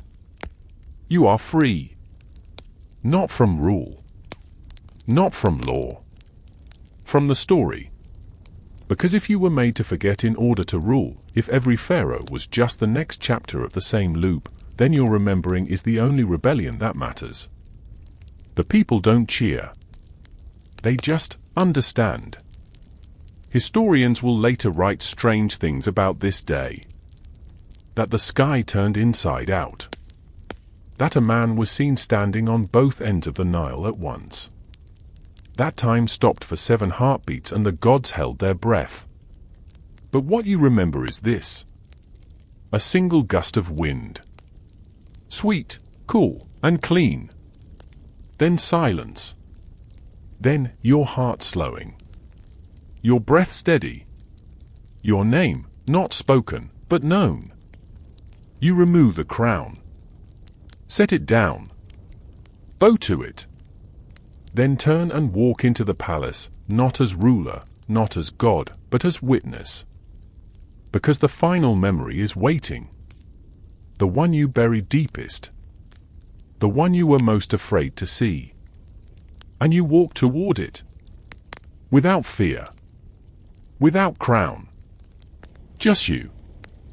The door is already open. You expected more resistance. A seal. A lock. A riddle, maybe. But no, the final chamber, the deepest one beneath the palace, waits like an old friend leaning against the threshold. You hesitate. You've never stood here in any lifetime. Or perhaps you always have. It's hard to tell anymore. Your memory and your imagination have started trading places when you're not looking. You step inside. It's small. Not a grand hall, not a glowing vault. Just a single room. Round. Carved in black stone that hums when you breathe. In the center, a pedestal. Upon it, an object wrapped in linen. No gold. No script. Just linen, yellowed and quiet. You know what it is. You unwrap it. It's your heart. Not metaphorically. Literally. Your heart. From your first life.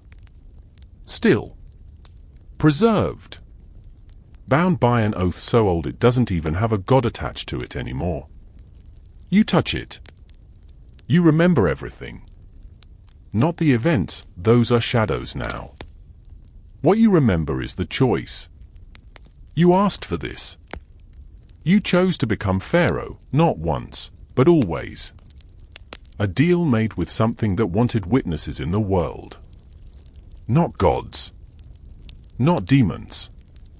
Something else. Something that remembers. And so you volunteered to be remembered. To be continuity. To wear every face, hold every scepter, die every death. You thought you were trading away mortality for glory. But you were trading self for story. And now, at the end of it all, you have a choice. Pick it up again. Or leave it. You look down at the heart. It pulses once. Like a blink. Like a question. You say aloud, "I was enough." Then you let go. You don't seal the chamber. You don't burn the scrolls. You don't hide the evidence. You simply walk away. And for the first time in so many lives, you feel light. No titles. No masks. Just a person.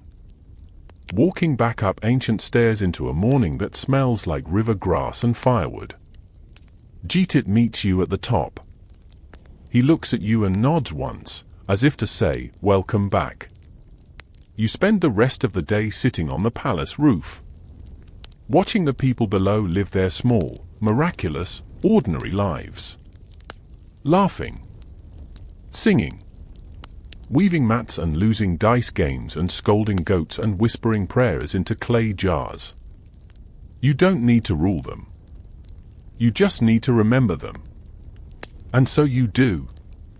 As night falls, the stars emerge one by one. You trace constellations with your finger. And when the last one rises, the one you always felt belonged to you, you whisper, "Not mine anymore." And that's okay. Because you've ruled for lifetimes. But now you finally get to rest. The torches fade. The stars settle, heavy and soft above the temple skyline. You're still now. Wrapped in linen sheets, not golden ones. No weight of crowns, no echoing titles, no strange dreams whispering from forgotten halls. Just the sound of a fan spinning lazily in the corner. The hush of fabric against skin. The breath of quiet. You've walked a long, long road. Through palaces of memory, through rituals and riddles, through dreams that swallowed centuries. You've worn names like armor. Held power like a flame cupped in trembling hands. You've ruled. You've wondered. You've wept. And you've woken. Whatever you carry now, it isn't duty. It's peace. The pharaohs sleep. The gods drift into silence. Even Jeetit has curled into a ball, tail twitching in a final dream. There's no more ceremony. No more judgment. Just you. Breathing. Easy. Even. The room darkens around you, not with fear, but with calm. And maybe, just maybe, you've remembered enough for now. So let your mind float. Let the Nile in your thoughts drift past slow fields and familiar stars. Let your muscles soften. Let your eyes close. You're not a ruler tonight. You're a traveler. And you're home. Sweet dreams, my pharaoh. You've earned them.